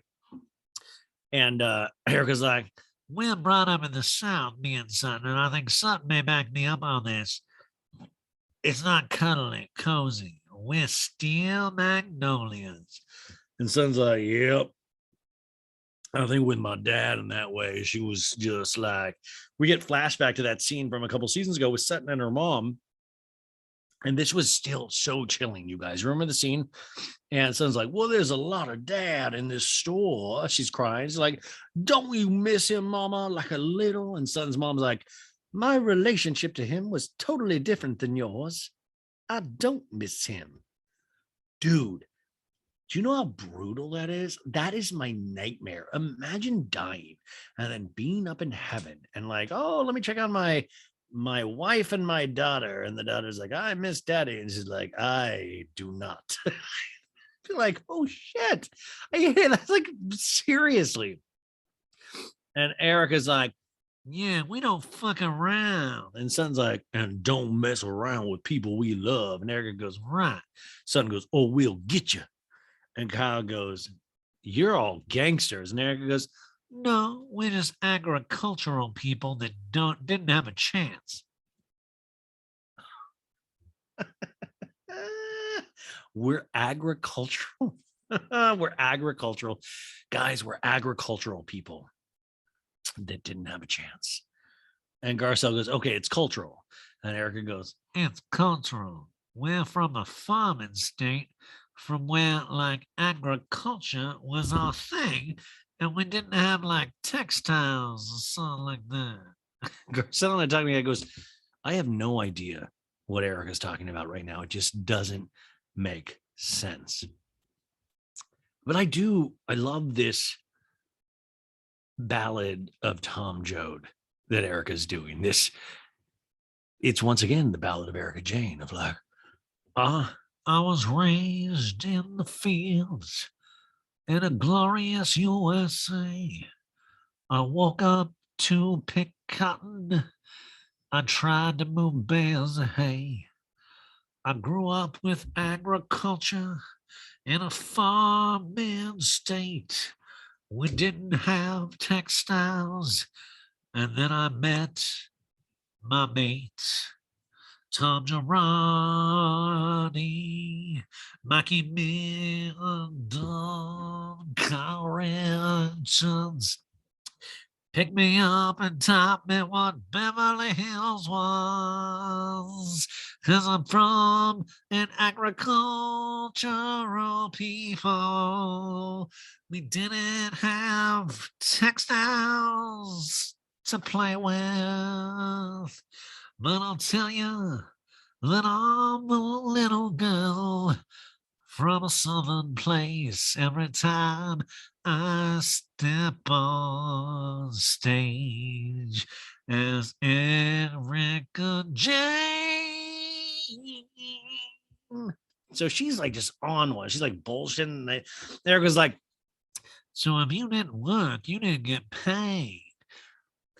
Everybody's laughing. Erica goes, sorry for you. And Kyle goes, put your hat on, Erica. And Erica goes, shut up, Kyle. Kyle flips Erica the bird. Erica goes, I'm putting my hat on, going to sleep. And Kyle goes, go to sleep. Erica goes, thank you. We fade out to later. They do this weird camera thing where they're fading in and out, like with a little peephole. Kyle's lifting Erica's hat to mess with her. All the ladies are enjoying themselves, laughing, sunning, taking pictures. Even later, Sutton's trying to wake up Erica, like, Erica, hey, Erica, wake up. Erica's like, yeah, we here. Okay. Her legs are fully akimbo. Like, you just like, oh my God, girl, close those legs. When it's like, okay, guys, let's go. Get your purses and your shoes. Chris is like, you rest well, Erica? Erica goes, yeah, I'm passed out. Diana's just quietly sipping her drink. Erica goes, Oh, thank you. And then she looks back, she goes, Oh my God, I ruined this couch. and it shows this big brown stain on it. And I was like, oh my God, did Erica shit the bed? And it turns out her like makeup, like her skin makeup, her tan makeup, all was on the couch. And someone's like, oh shit, how much is that going to cost? And Erica goes, I'll pay for it. like, girl, I'll pay for it. Like, what are you gonna pay? Like, Sorry, Mikey, you're not getting a Christmas gift this year. I'm gonna pay for my makeup. what are you talking about? I'll pay for it. Suddenly the talking goes, I don't know. Try maybe not wearing so much body makeup. I'll say. The ladies are all off the day boat walking to the vans. Erica goes, I ruined that sofa. Dree goes, Oh, you know what? Whatever. sorry. That's the whatever. Beep, boop, beep, boop, boop. So we see an update to the sunset time at the Conrad Hotel. We're checking in on the ladies in their room. Crystal is styling her own hair. Queen Sutton is having makeup applied. Dorit is applying makeup to herself while someone is styling her hair, and she's talking to PK on the phone. PK's like, "How you doing?" And Dorit's like, I'm okay, babe. I'm okay. Beep boop beep beep. I'm excited to see you guys. Little Jagaloo. That's for sure. and PK goes, "We can't wait for you to come home. I was up watching TV in bed last night." And Dorit was like, "What are you watching?" And PK's like, "I didn't watch anything we're watching. Hey, I did not watch. I swear to God, I didn't watch the Squid Game." Dorit's like, "Okay." And PK's like, "Nothing you like." And Dorit's like, "Okay." The Garcelle to Robert in her room, her hairstylist, is like, "Do you think the bow should be bigger?" Because she's putting a bow in her hair. Robert's like, yeah. Garcelle ties the bow. They're like, "All right, what do you think?" Robert fusses with it. Garcelle's like, "Don't overdo it, Robert." Joshua, Sutton's assistant, in her room asks Sutton, "What are you going to wear?" And Sutton's like, "I don't know. I actually just texted Garcelle to see what she's wearing." A long flowing dress. Great. So we're all pretty much getting dressed. To me, these scenes get a little old. For you girls or guys that are into fashion, I'm sure you love this shit. I'm like, oh, okay, man. Like, yeah, let's just get to the next scene. Sutton in the talking head goes, "Erica lost everything. Maybe it's a cry for help. I don't know. I do know that Xanax and alcohol never a good combo. No, no, no." Because Sutton was just talking to Garcelle on the phone about Erica seeming tired, and that Garcelle said she was nervous because she feels like she might be mixing too many meds and alcohol. She had 3 margaritas, she said, but then did all, like, you don't get that wasted on just 3 margaritas. Over at Erica's room, she's all dressed, all done up. She has her hair in this kind of weird, it's typical Erica, but it's like Erica on a budget, you can tell. She's outside in the night with an assistant having an impromptu photo session. She's like, "Wow." Garcelle. We cut to the shoreline, the waves, beautiful sun setting. We are gathering. Everybody's looking at each other's outfits. They order tequila. Sutton arrives. Go, "You all doing tequila shots?" And Ray goes, "You want one? Come here, let's go." Garcelle starts singing, "Here Comes the Bride." Sutton smacks Garcelle. Rena goes, "You do look like you're getting married." Crystal goes, "You do look like a bride." Erica and Kyle walk up. Kyle's singing, "It's expensive to be me." So Erica sits down next to Sutton. Garcelle says, "Erica, you having coffee?" And Erica goes, Huh? "Coffee." And Erica goes, I already had 3 espressos. and Garcelle goes, "Oh, good. And Erica goes, Yeah, I'm trying to rally, Garcelle. I'm trying to get back up. and they all cheer to health, to health, to health. And Erica goes, To being awake. Rena to Garcelle goes, "Erica doesn't remember anything."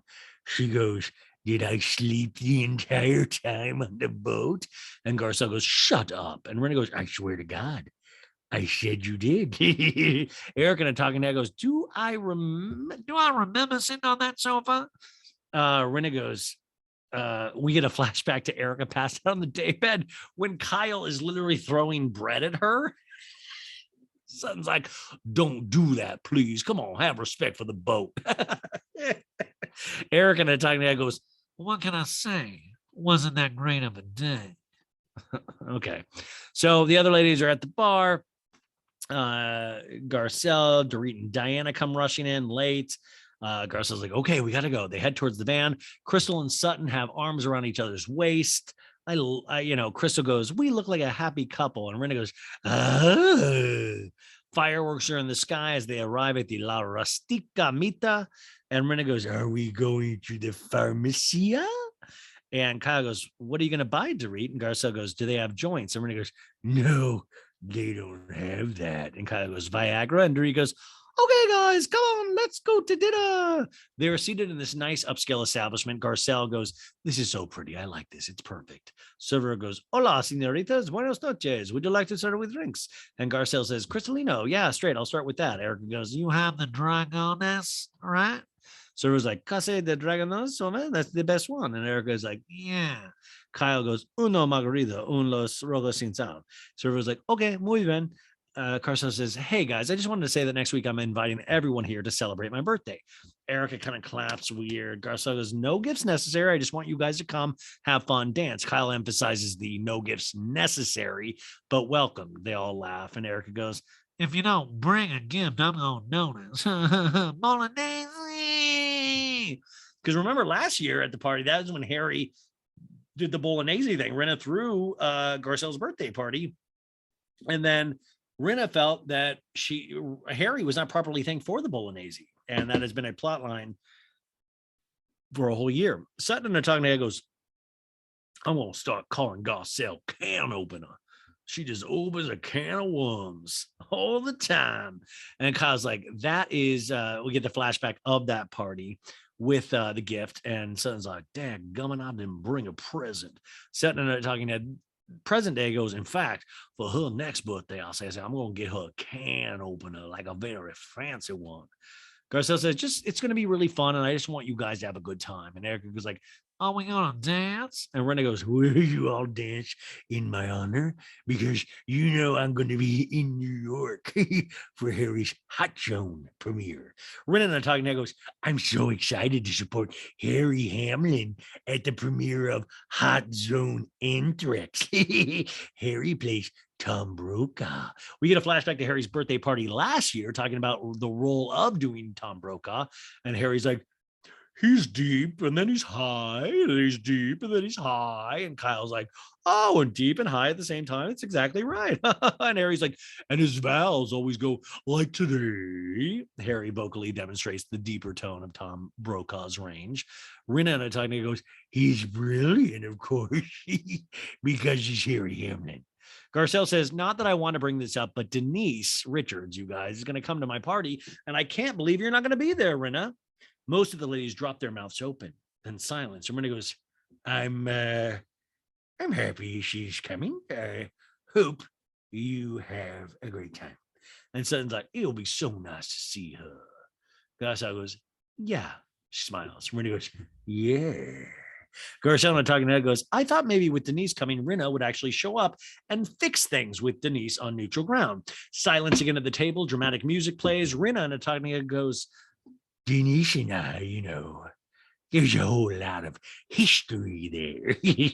Flashback to 2019 with Denise and Rena together. Denise is like, if everyone kept coming at you, I would, as your friend, say, stop, guys. Let's stop, guys. That's why I feel like you haven't been a friend to me. We cut to Rena home with Denise on the sofa 2020. And Rena goes, you sent a cease and desist.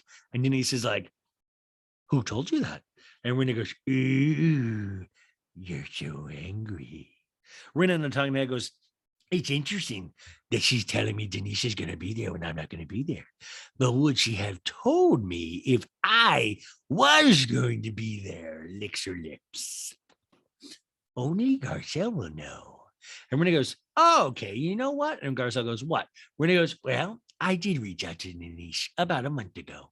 Garcelle gasps, goes, why have you been holding out, Rena? Why didn't you lead with this? And Erica goes, because it didn't end good. Rena goes, I'll reach out. And Rena goes, I reach out and I sent her a text and I want to apologize to you on how I behaved. We get a flashback to the COVID Zoom reunion where Denise is like, I wasn't the one that kept bringing it up every single dinner. And it's like, yes, you were. Gaslighting. That's what I had to say about all this bullshit. Good job, Denise. Good job. Rena goes, she texted me back, and I think it was just a nice moment. And Garcelle goes, oh, that's great. That's great. Rena goes, I felt that it was time, so I did. And Rinna on a talking head goes, Garcelle was very adamant about how she would like me to reach out to Denise. This wasn't about Garcelle, though. This was about me and Denise. Dorit goes, did she receive the text well? And Rinna goes, she did. And she thanked me for it. Rinna on a talking head goes, she was kind enough to say that she appreciated it. And that made her feel good. It was not a long exchange. And Kyle goes, good. And you felt better probably. And Renee goes, of course I felt better. And Garcelle in a talking head goes, I'm texting Denise to see if she did hear from Rinna. I'm not saying Rinna's lying. Garcelle deadpans at the camera. She picks up her phone. The text notification chimes, and Rinna goes, it just came over to me that like, I'm not kidding. And Chris was like, wow. And Kyle's like, well, nobody ever said you weren't impulsive. And Rinna goes, no one ever said that. Everything Rinna says is weirdly threatening. Also, if you read it in the voice I do for her. But of course, this is what I wanted to talk to you guys that came out tonight. So this episode aired, and then today, Rinna posted the actual text exchange with Denise. And she says, Denise, I am deeply sorry for the way I treated you on and around the show. I hope you are doing well, and I wish you and your family nothing but the very best. Heart. And that was October 2nd, 11:30 a.m. Saturday. Monday, October 4th, 6:01 p.m. Denise goes, thank you so much for your text. It means a lot. I hope you and your family is good. I hope you and your family is good. Ugh, well, wasn't perfect. And then Lisa Rinna on another slide on her Instagram says, I didn't show that on the show because I thought it was private. But since I've now seen the show, thought we should set the record straight. I will tell you guys, if there is one thing that we know without a shadow of the doubt, if you share a private moment with Rinna, she will share it with the world.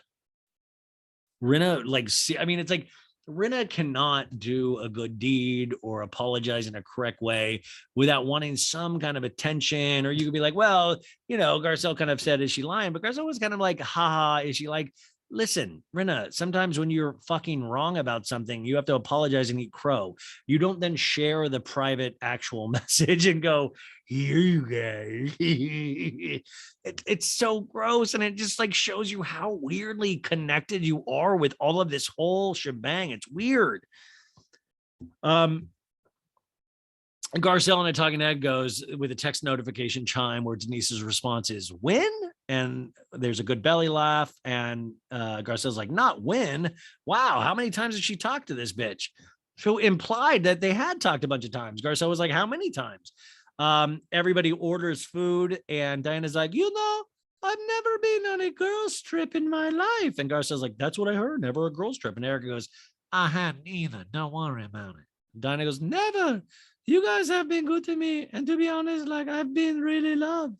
I feel like from beginning, welcome by the girls. She's talking in like a very kind of deadpan zombie way. Garcelle's like, we're just being silly.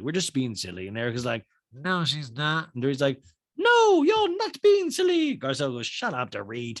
Diana goes, that was a moon eclipse last night, and I did have a little meltdown. But apart from that, I think you're spectacular. Like really, it's very nice. I gotta say though, man, this is really becoming Garcelle's show in a lot of small ways. I don't know if you guys agree at all, and it might not be evident to some people, but in small ways, Garcelle is pointing out ridiculousness within the scenes, but at the same time starting enough drama herself, and truly is an epicenter of a lot of the things. Remember, she also sticks up for Sutton. She was instigating some of the Crystal stuff, or at least extending the conversation. She's always been up Erica's ass. I mean, she's doing a lot of work, and in subtle ways where you're like, oh, but like it's really interesting. Garcelle on a talking head says, Diana says everybody's spectacular is more BS. She would rather get stung by a jellyfish than talk to us. It's obvious. Food gets put down. Garcelle's like, I have to say, though, last night, Diana, when Dorit asked you about your book, I felt like you didn't want to talk about it. We cut back to last night, see that scene again, where Diana was like, I feel like I've said this before. We've had a conversation. Garcelle says, it felt a little rude to me because Dorit was trying to find out about you. So you and you just shut it down. And Diana goes, I get really uncomfortable about bragging. And Garcelle goes, really? And Diana goes, licks her lips. I hate to toot my own horn. I really get kind of like, Crystal goes, shy. And Diana goes, yeah, shy. Crystal goes, I get that. Sorry, Crystal goes, not Dorit. Crystal goes, I get that. Diana and I are talking, and I goes, funny thing is, Garcelle, you are the most unwelcoming. I've tried to break the mold and didn't quite work.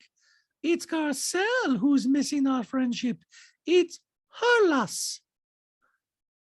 Well, I mean, would you consider Garcelle a black content creator, Diana? Crystal passes a plate of food down the table. It's a plate of calamari, and Erica goes, we used to tell my son this was chicken with a hole, so he didn't know what it was. Chicken with a holes. Which I just love the fact of Erica feeding a kid calamari. Like, hey, kid, Tom's your new dad. We're going to feed you a lot of fancy seafood shit. This is chicken with holes. Eat up, kid. Son's like, well, if you got a leg pot, what was that called? And Garcelle's like, the testicles, right? And Kyle's like, not testicles, tentacles. Crystal says, speaking of testicles, can you believe that dude today on the boat showing us his wiener? And we're like, he pulled his pants down. And Garcelle's like, it was very pink. And Son's like, ooh, when it was fucking hell, we're talking about penis. And Son's like, I've got a date when I get back. His name, Ron Bailey. He got a podcast. I'll say he's on.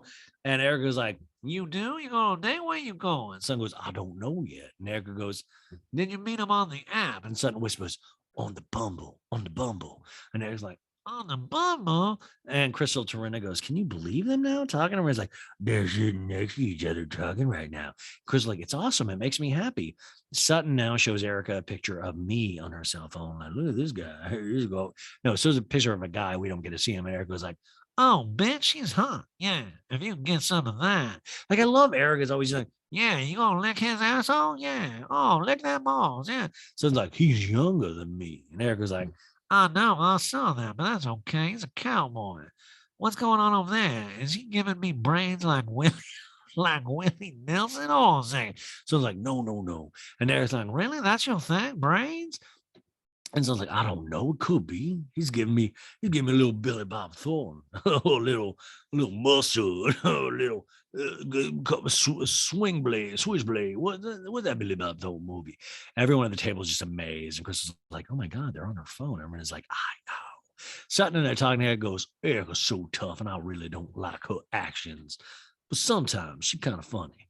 Like, by the way, that's true. She is kind of funny sometimes. Sutton goes, I don't want a boyfriend. And Aaron goes, I don't either. I want a lot of dick.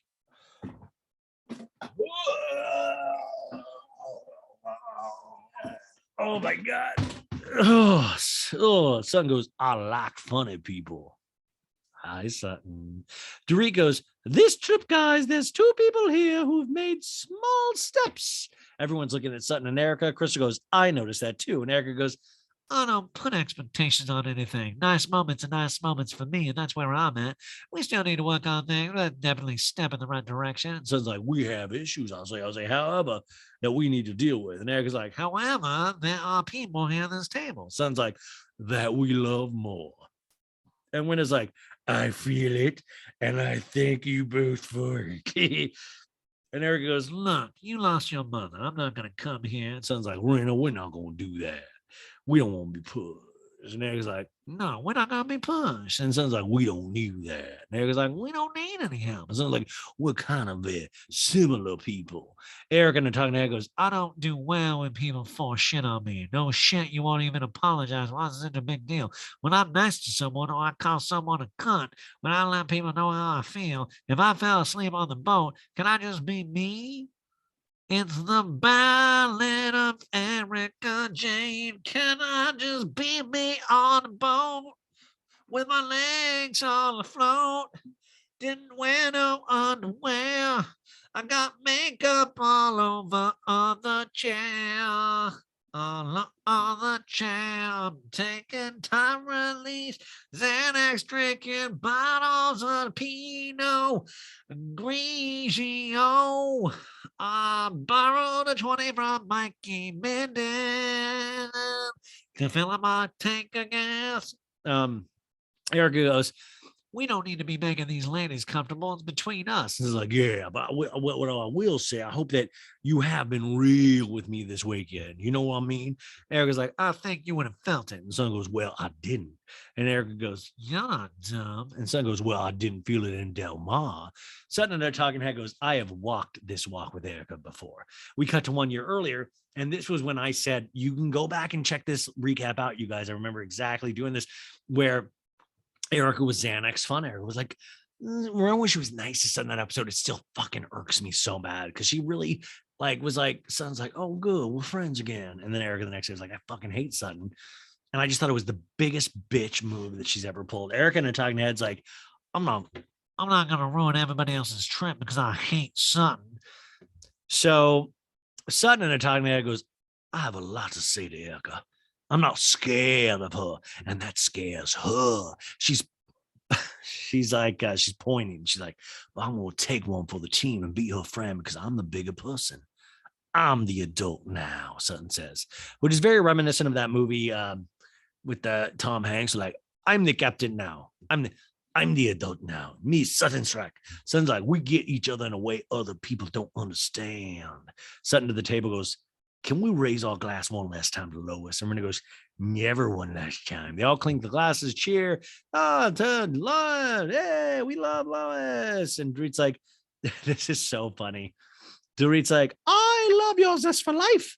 I think you got that from Lois. Crystal's like, I know, it was a nice trip. Erica's like, yeah, nice trip. They all think Dorit, and Dorit goes, I think you guys, you've said it all, but I will say this. When you go through a journey, any kind of journey, learning about one another, growing and going through conflict, these emotions are on an exaggerated level and heightened. And people think she's finished, but we keep going. And now the editors completely troll her, making this seem like it's an hour-long monologue. We're like, a lot of the journey, we do it independently, we do it collectively. And if I can echo what Rina said, a whole host of emotions at any given moment, how I would feel and whether it would be one of those, keeps going on. Dorit's voice is fading, and Kyle and the talking heads demonstrating falling asleep.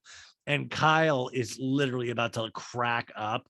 Kyle's like losing it. And Rina's like, wait, what is she laughing about? And Dorit goes, because I'm long-winded. Thank you, guys. Cheers. Erica was like, okay, time to go home. Rina's like, it's time. Let's go home. Bye-bye. Everybody's going to bed. Kyle and a talking head goes, I can't stand when people are boring because they all go to bed instead of keep up partying. Don't they know we're on vacation? Kyle's drinking with Dorit, Don Julio, 1942. Kyle and a talking head says, why am I the only one that wants to have fun around here? Losers. Diana goes, can I just say, am I grateful for today and tonight? I really am. I really am. Kyle goes, is it because they were talking? Because Sutton, and Diana goes, oh my God. Dorit goes, and by the way, Dorit's like, I saw them walking out to dinner, arm in arm. Sutton and Erica. Kyle's like, she's literally black or white. There's no gray area with Sutton. I mean, look what happened with Sutton and you. Sutton talking like that to you really threw you off because you're not used to that. We flashed to one night earlier with Sutton and Diana where Sutton's like, I'm a very good person. Diana's like, we already know that. Sutton's like, yeah, I'm going to say it again. I'm going to say it until the cows come home. Kyle's like, what made you so emotional? What made you so upset? Diana's like, because I was trying to help. Dorit's like, that reaction just did not feel, it felt off. It felt extremely misdirected. Kyle's like, she's extremely reactive, Sutton. And I was like, the problem is with her. She contradicts herself a lot. I eat bacon. I'm a vegetarian. Like, we're still on this fucking bacon. Kyle's like, I never even thought about that. Kyle and a talking head says, I don't think Diana's fragile, but I'm starting to figure out that when Diana's quiet, something's brewing. Bingo. Diana goes, our first lunch together, she says, I don't respond well to yelling and violence. We get a flashback to that. And Diana goes, I was really surprised that that's how she came at me. I said to her over and over at the same lunch, you get to do this once. Kyle's like, so that was her one time. You could have been friends, but then she blew it. Diana goes, sort of. And I'm like, damn. Dorit and a talking head says, I think Diana's a sweetheart. I also think she's got a tough side. She's not going to be taken advantage of. Beep, boop, boop, boop, boop. She's not going to let something push her around. That I respect. Diana goes, and truly, like, I work hard on myself, but she could have gotten headbutted. Diana's like threatening a headbutt. The thing is, like, I am Bosnian. Dorit nervously laughs, smacks her hands together. Kyle goes, I wouldn't want to mess with someone who was from Bosnia. Next morning, all the ladies are leaving. We're at the airport. The private jet's all fired up. Kyle de Garcelle goes, will you take one of me smiling a picture? And Dorit's on board going, are we sitting any which way? And Dinah goes, any way you want. The son goes, is it okay if I sit with y'all? And Dinah goes, how we were sitting before. No. Because Diana does not want something to sit near her. And we're just like, oh, you like to sit this way. Why don't you sit here? And Dan goes, okay. Son's like, no, I'll go sit over there. And Diana goes, this is how we sat before, I think. And Chris is like, perfect, sure. Sutton and I are talking. That says, last night you said you liked everybody in the group. So all of a sudden I can't sit next to you. Okay, meanie pants. Son's like, I can't sit next to you. And Dorit's like, oh, Diana, thank you for the private jet. And Garcelle goes, okay, tell me exactly what happened, Sutton. Son's like, I said, can I sit with y'all? And she said, go to your original seat. And Garcelle's like, that's rude. I'm sorry, that's rude. And Sutton's like, is that where you sat? And Garcelle's like, no, I sat over there. And Sutton goes, well, that was retaliation. I'll say, so we see how it works. Sutton and talking there goes, the girl who says she don't hold a grudge clearly holds a grudge. Sutton's like, I can get my own plane. Yes, I can. Garcelle goes, yes, you can. Sutton's like, yes, I can. If you go on my plane, I don't tell you where to sit, okay? And Garcelle's like, well, listen, if you slender flowers to say thank you for using the plane, you don't have to add my name. Son's like, I'm not going to do that. Garcelle goes, okay, thank you. End of episode, you guys. Boom. Next week, we see a photo shoot with Erica Jane going, Mikey going, we ready? Let's go, girl. Erica's like, yeah. Mikey's like, love that jacket. Yeah. And then like, that's a wrap. Yay. Sutton telling Dorit Diana's text message, I'm telling you this so Garcelle doesn't think I'm rude, some bullshit fight. Crystal to her husband, Rob, when you jab at Diana, it's nuclear. And then Garcelle going, ooh, I'm so excited for my birthday. I want to go out, ready to party. Let's go dance. And then Garcelle having a scene with Diana Jenkins going, you're not going to ruin my birthday. And then we have that scene with Diana to Sutton going, you need a new villain? Here I am. We did it, folks. We got this under 2 hours and 31 minutes. God damn. You guys, thank you so much. I know these are super long, but I hope you have fun with them. I hope you have a great weekend. Like I said before, do all the things that would make me proud. I hope you have the best weekend ever. Thank you. If you like this, leave a good review on Apple Podcasts and Spotify. I'll be doing a Patreon episode this weekend. YouTube video just went up. The Bailey Mail, which is a quick 12-minute video, just went up, Maritza said, an hour ago. So go to YouTube, subscribe to that. So many things. Thank you guys for being a part of this journey for me. I'm glad that we can be silly together, and I will talk to you on Monday.